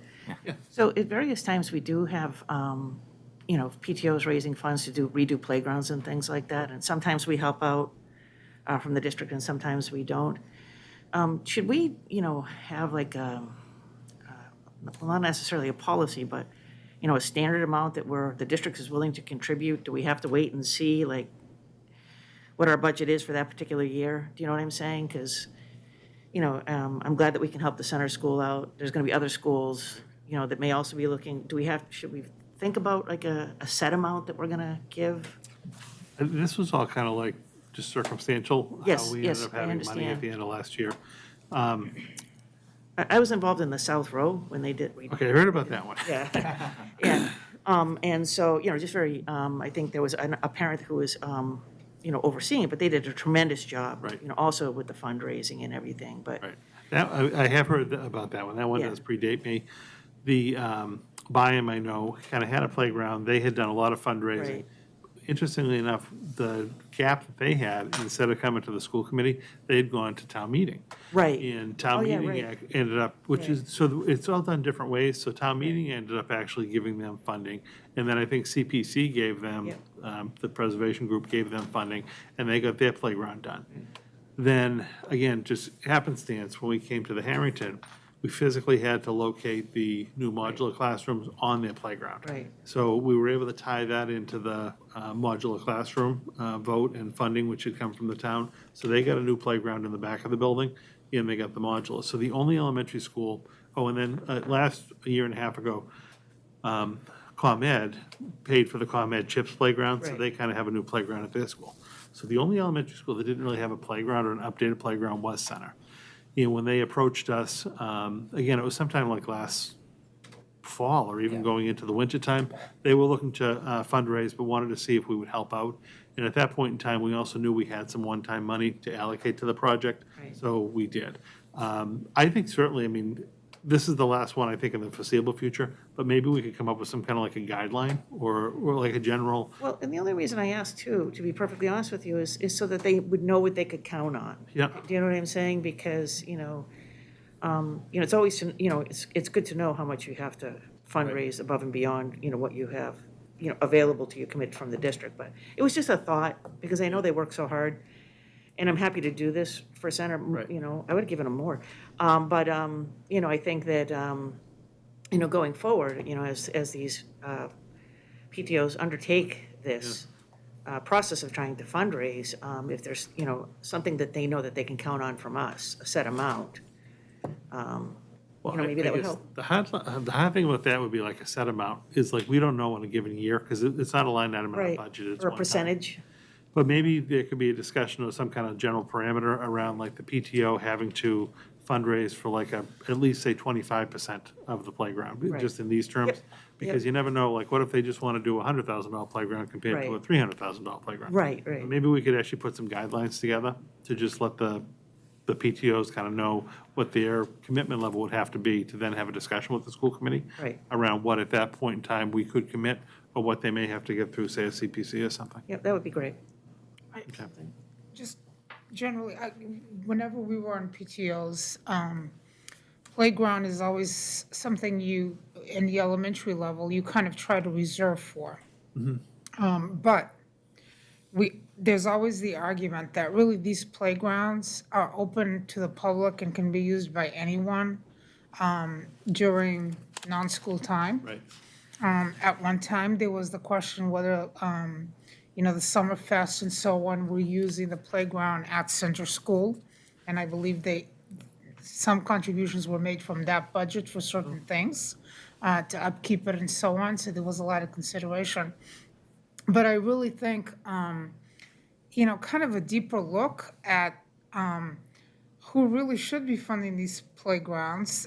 Should it all be done through the town and the district, or is it because PTOs are fundraising and doing what they need to do for the current student body? So in other words, here I am, I'm making donations during the 4 years or 5 years that my children are in elementary school. It's for the purpose of that particular elementary school and the programming that's going on there, and to enhance it, including possibly the playground, which is understandable. When we're thinking about budgeting for a playground over a 10-year period or whatever it is, you're really putting funds aside, and it's not for the use of the current student body. So there's a lot of thought to be put into it, rather than just saying this certain amount and here we go. And some playgrounds are bigger than others and all of these different things. So I think a lot of thought would need to be put into it. I would like to creating- say, I am coming to the end of my Christmas wrapping paper fundraiser stuff from all those years that I contributed to the South Row Playground. Yeah. Finally. You've had wrapping paper for I had that a long? lot of wrapping paper. A lot of it. And I think the playground is part of education. It's socialization, the emotional impact on kids who aren't able to go to a playground during the elementary school level. You learn a lot in the playground. Right. So, I think it's part of education. Yeah, no, it's certainly worth a discussion for, I mean, I think this is the one that's kind of on the horizon right now. I don't foresee another one for a little bit, so we have some time to work on it. But maybe just some general guidelines around funding or what expectations could be. And as I said, I think it's great that we can do this, it really Right. is. Yeah, the timing was just I kind wish of. we could do it for everybody. Yeah. Yeah. Yeah. Much needed. All right, anything else on that? Okay. All right, update on, You voted, right? yes, we voted. vote? Okay. Yes, we did. Okay. Update on tutoring services? Yeah, I'm going to actually ask Assistant Superintendent Hirsch to just walk us through that online tutoring program and give us a little bit of an update, and I'll be right back. Sure. So at the beginning of the fall, as we started to prepare for students to come back to school, thinking of other ways to support them beyond the typical academic things that we do in our classrooms, we were trying to figure out what are some other options that we have that students could have access to some online help or to be able to support them during the school day and also after school. So one of the things that came forward and I had presented, I think in October, was the company called Paper, which has nothing to do with paper, but that's their name, so, we're gonna stick with it. And Paper, it was an online tutoring program that is available to students 24/7. It's being funded through our ESSER funding for both considered after-school and during-school help. And it has, content experts that students can log on to, ask questions, get some support. And we've had a chance to launch it starting in October. And we meet with the company monthly, a team of us, to kind of go through what's working, what isn't, how can we promote more, and what are some of the tweaks that we have to have. So I wanted to kind of start off with, what are our students saying? Because, the adults do a lot of talking. It would be nice to find out what's happening with our students. Our students do have the option to give feedback to the company, which then comes to us to let us know how it's been working. And, again, a lot of, positive things that have been happening. They feel like they're getting some help. The person was nice, giving them a 10 out of 10 for the tutor. And not understanding alliterations, and now here they are completely understanding it after 10 minutes. However, 86% of our students are rating these sessions positively. I did ask the company what were the reasons that they're not rating it positively, and one of the bigger things was some kids they said it was taking a little bit too long to get some support, so when they log on, typically they get to a tutor within a minute. But sometimes there was some lag time, so some of the negative pieces there. There were some students that were not happy that they were not just getting the answer from the tutor, so that was considered, a negative mark on the company, but that's really not their purpose, is just to log on and get the answers. But in the grand scheme of it, we have 86% of our students that are satisfied when they get through their sessions. Here's another example of just kind of the walkthrough. So it works almost as a text feature, right? So students can log on, someone jumps on, similar to the chat features that you might have with some companies. And the tutor works again, in a Socratic seminar, asking a lot of questions to get a student to what they need in order to be successful at their assignment. So this just happened to be a student that just felt like they had no evidence whatsoever when they were starting to write their paper for Catcher in the Rye, and just a little excerpt of how the tutor starts to ask those questions to get that student to then express what they know. And then in this situation, it continued on because we can read all the transcripts. So this just continues on to okay, if you feel as though that is your support, where is it in the text? So we're able to see everything that transpires back and forth with the students. So this is just a little excerpt to give you an idea of what happens, and then each one of these sessions are numbered for us to access.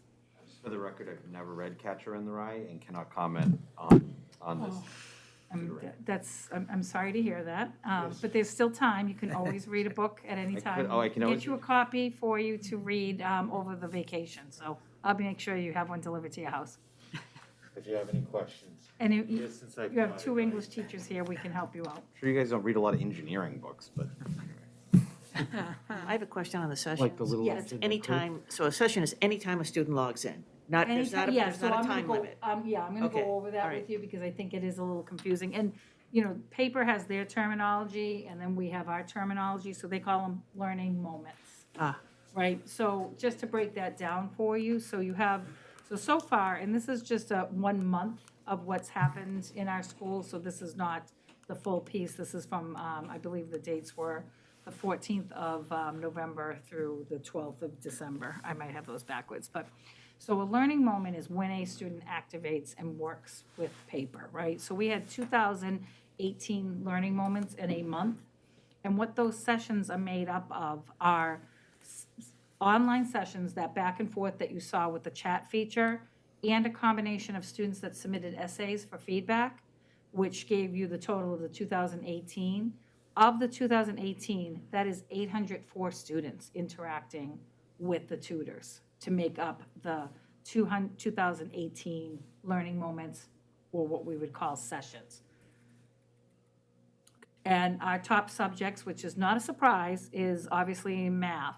However, we did put a focus on a few departments to try and say, can you know, what would work for teachers, get some input from them.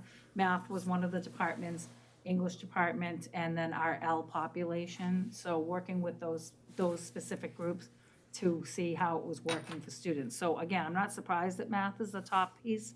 However, we did put a full effort into the math department to get a lot of feedback from teachers on how they were going to be able to use it with students in different ways. So for example, even like in the English department, before your due date for your paper, make sure you submit it to the paper company, to a tutor, to get feedback before they submit it to the teacher. So there was a conscious effort to really make sure those departments had some strategies for kids to use the program, not just go use it, see how it works, but how they could get some how they could get some input into this.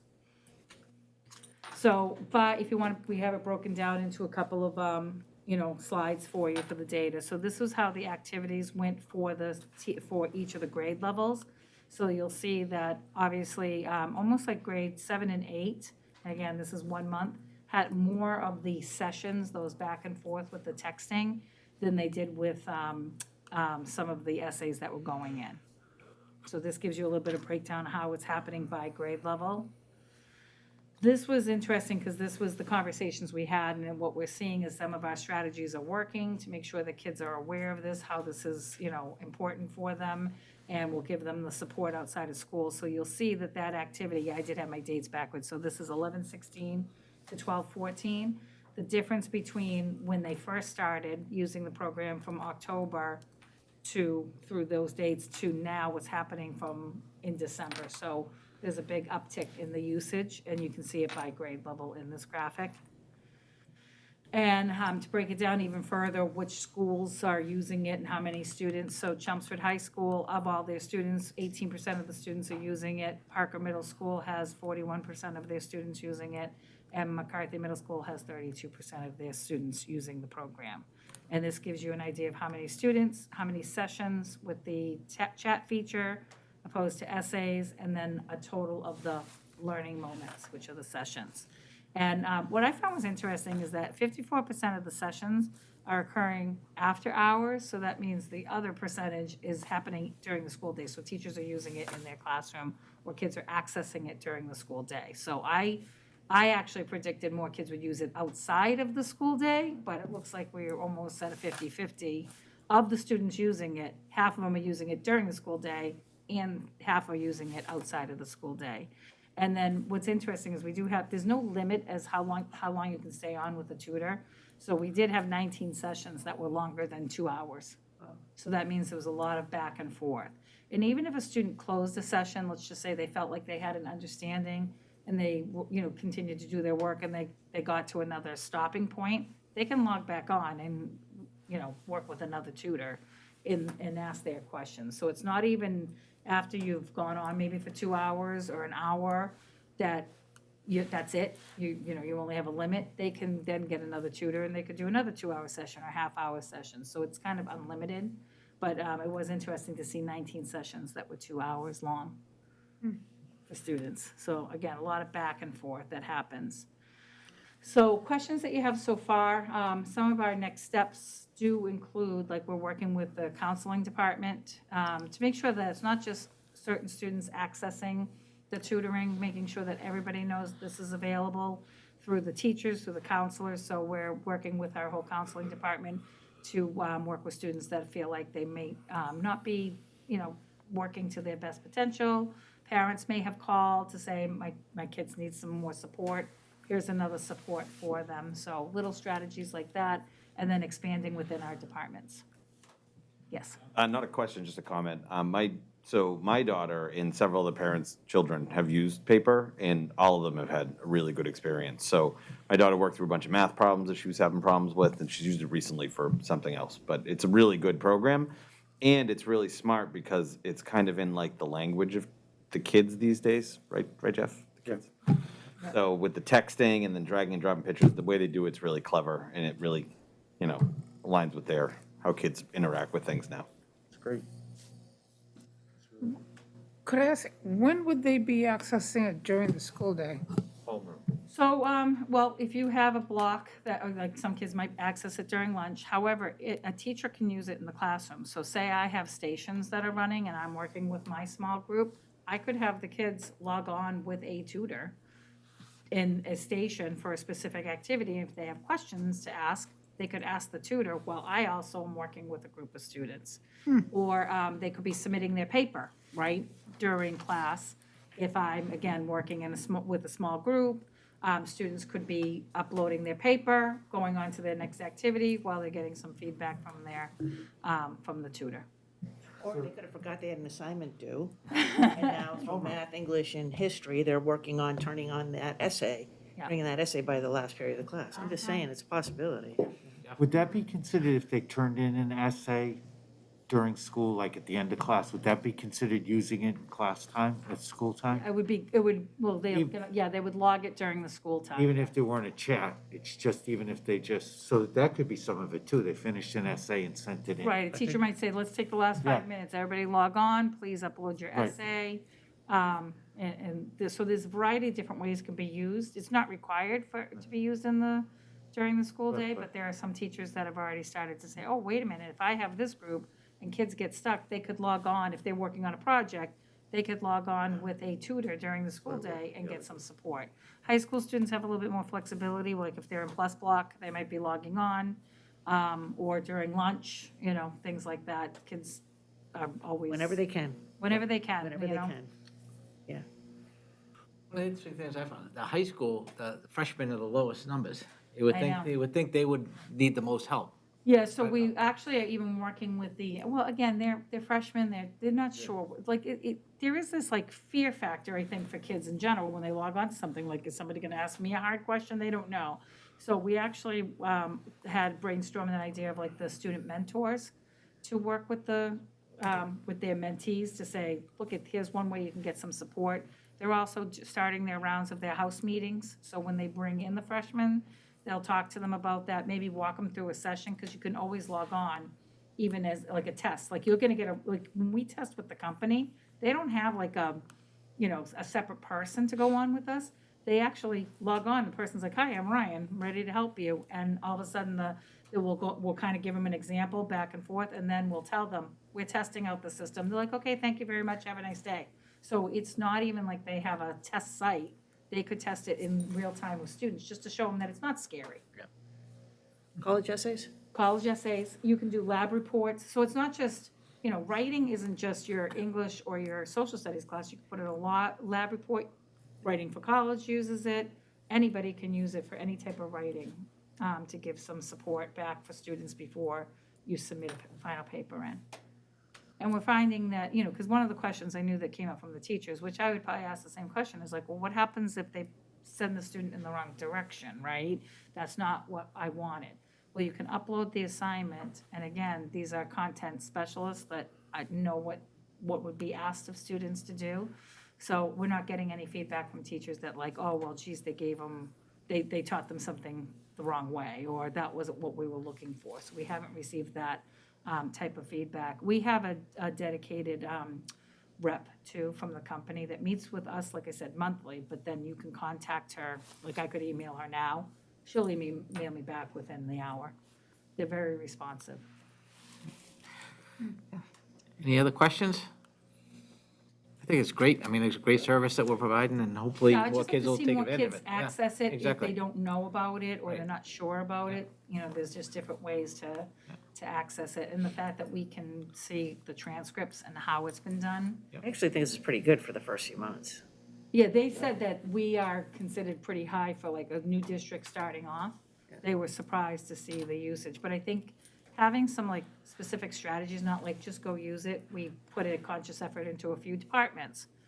Take a look at it, what are ways the teachers could use it, how can they show their students, and then, you know, bringing the counselors onto the fold, right? Sometimes counselors find out things at the last minute, having them part of the process to talk up with parents, and then as we start to have like these informational nights, transition nights, the more it's out there, the more people will have it, and then keeping it fresh, like in your social media. Principals have been putting it in their correspondence home to parents, it's just, you have to just be reminded of it. All right, well, thank you. All right, personnel report is the next thing. Yep, the next report of the evening, thanks, Linda. The next report of the evening is just your personnel report for the month of November. This is a relatively quiet month for us. We just had a bunch of new hires, mostly paraprofessionals and support staff in the district. We didn't have any resignations or retirements. We had a couple of individuals change jobs within the district. But again, this is a relatively quiet month for us, but just sharing that personnel detail with you. Any questions? Good, Maria? What's the staffing now in the HR? So now we have a temporary, Yep, so we have a kind of an interim director of personnel, Candace Hall. She had, I think I'd emailed, she was a retired HR administrator from Andover, so she's on with us 3 days a week, Tuesday, Wednesdays, and Thursdays. And then we have Nancy Souza, who is the latest hire. She's our Human Resources Coordinator. She started on board, I want to say about 3 weeks ago at this point. And then we had replaced our substitute coordinator. Robin Corbett came to work for me, with me as my assistant, and she was the sub-coordinator. So that job was filled with a woman named Bridget Freelove. She started with us in, right after Thanksgiving. So she's been on training with Robin for a few weeks now. She's back in my area. And then, You have Roberta Dukowitz, well, yeah, she just came back as a retiree. but and then Robin, and then, I'm totally drawing a blank. and then Oh, Tina Tina. Bradshaw. Tina Bradshaw is our, she had filled that role that we were having difficulty with, the kind of the analytic data role. And she had started, I want to say, right back around the end of September, early October. So, yeah, Tina Bradshaw has been in the office. So we're fully staffed at this point with the positions that we had. And, you know, they're all kind of getting acclimated to the HR work in the office and gearing up for the spring posting season, which starts around March 1st. okay, thank you. We got a picture. Oh, and that's a picture of them. Happy holidays from the Human Resource team. How are we doing feeling like support personnel, paraprofessional? I know we were, Oh, very nice. Yeah, it's still a struggle. It's a struggle for all districts that that are out there. You know, I mean, teaching staff-wise, we're fully staffed. You know, we are having, we're not attracting the candidate pool that we normally would when we have like long-term substitute positions. Obviously, sometimes it might be the grade level, the content area, but even like an elementary posting, when you normally put it out, you would get, you know, 40 to 60 applicants, and now you may be getting, you know, 5 to 10. So it's not the numbers that we would normally have. We're having a hard time, like other districts, hiring paraprofessionals, our support staff, our lunch and recess aides, any of those, you know, kind of direct support positions, it's been challenging. So our substitute pool has also obviously been impacted. We did move to kind of not a shared model, but a little bit of a bifurcated model, I guess, this past year, where we have a number of staff who we consider building-based subs. So they report to the same building every day. It might take a different assignment in the building. And then we also have the day-to-day subs who, if you just happen to be available a couple days a week, you would log into the system and pick up an assignment for that day. We're getting very good feedback about the building-based subs because they almost become a part of the staff, and they get to know the kids, and they're very flexible. But we are, particularly heading into the holiday season with a little bit of an uptick in absences. It has been very challenging to fill the openings that we have. Oftentimes, Our own staff to cover classes. do we sometimes, yes. Yeah. I know that's very hard. So, It is. Thank you to them Yeah. for Yeah, doing no, that, because it's hard when you are just, you've got to move and cover another class. And I think you subbed one day, didn't you? So, for everybody who's pitching in, thank you very much, because it's not easy. Right, I agree. It's a difficult year, and it's even more difficult at these times, so big thank I you. agree, yeah. And the last two items on the agenda are both kind of go hand in hand. So we're a member district of Valley Collaborative, and Valley, as one of our partner districts, has an annual report that they share that we're required to share with the committee and the public, so that's why it's on our agenda. And they also provided me with their winter newsletter. So just two reports from Valley Collaborative, just to share with you for information purposes this evening. Any questions on that? Big supporter of Valley, a lot of connections, they do a great job, with all grade levels all the way up to adult programs, so. They really do, Yep. yeah. I enjoy the, working with the board members and attending the meetings. It is a really great program. All right, anyone have any liaison reports? Jeff? Yeah. Just a reminder that the Alumni Association scholarships for seniors, the deadline is January 7th, and for alumni, it's January 21st. Harrington ran its holiday sale, and it went extremely well. And I went there in the morning, and the faces of the kids having the ability to just go ahead and go do their own little shopping, it was priceless. So congratulations to them for running it. It's not just the money that they get for the PTO, but it's the service that is provided for the children. The ability to do that is great. Anyone else? John, Donna? I had, last night, I attended the select board meeting. They were talking about development agreement again. Superintendent Lang was there as well. I don't know if you want to go through the details or. Yeah, I mean, briefly, it was a very nice meeting. The select board had convened again to take a look at the latest draft of the agreement with West Campus. We had originally conveyed to the developer, I guess, through our attorneys, that $60,000 sum that we had talked about for the cost of the enrollment projection and then a potential redistricting plan as an offshoot of that. So they had incorporated that $60,000 in the education component of the agreement, which was very nice. And then there was also a question of an additional $120,000 that was referenced at a planning board meeting with regard to our costs that we could quantify, which was the 60, but then other kind of soft costs that we wouldn't necessarily be able to quantify, not knowing exactly what they were going in, but knowing as kids started to come to us before, we could kind of build in whatever supports we would need through the tax base, that there'd be like an additional set aside. So I'm not 100% familiar on the, how this came up at one of the meetings, but at one of the planning board meetings, an additional sum of $120,000 was earmarked or suggested to help the schools. So we did bring that up last evening. The attorney Haverty had that in one of his side notes. Virginia Timmons was very supportive of that, and the board was as well. And the Board of Selectmen, the Select Board last night voted to, they didn't take an actual vote, but basically to recommend that that $120,000 be incorporated into the education portion of the agreement. So it would actually be $180,000, not just the 60, that would potentially be used towards school or education type purposes. So again, the final draft has to go back to the attorneys to work through. Again, I don't mean to put you on the spot. Would that likely be coming up in January for like a final action? And you're welcome to come up. Just timeline-wise, I was curious. Virginia Timmons, 28 Lovett Lane, member of the Select Board.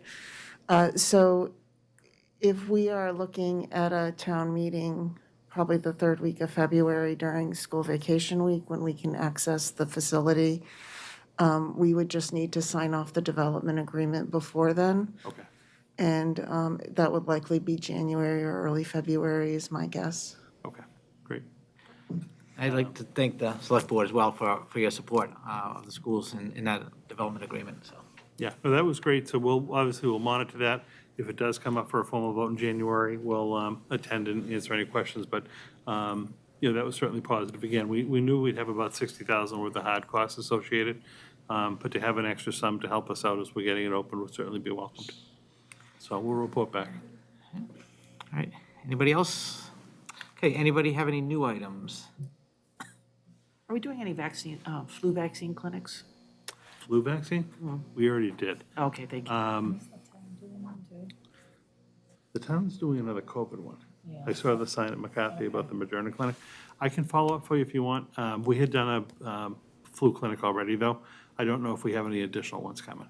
All right, anybody else have any new items? Do we want to select the date? I know we talked about having a workshop in preparation for Oh, yeah. negotiations. Want to come up with a date, early January, that works for people? I know we have a meeting on the 4th. Can we do it prior to a meeting? You want to do an executive session prior to the meeting? Oh, we could. What's that? But not then, because we'll be out of town. I mean, just because sometimes it is hard to figure how long it could go for. We could shoot for the week of the 10th too. Are you out of town that whole first week or? Just the whole first week. Could we I'm do? gone for 7 days. No, I get, but I mean, would you be back for the week of the 10th? Oh, yeah, absolutely. Okay. You're welcome. On the 10th, we have something on the 10th already, but the 11th, would the 11th work, the Tuesday?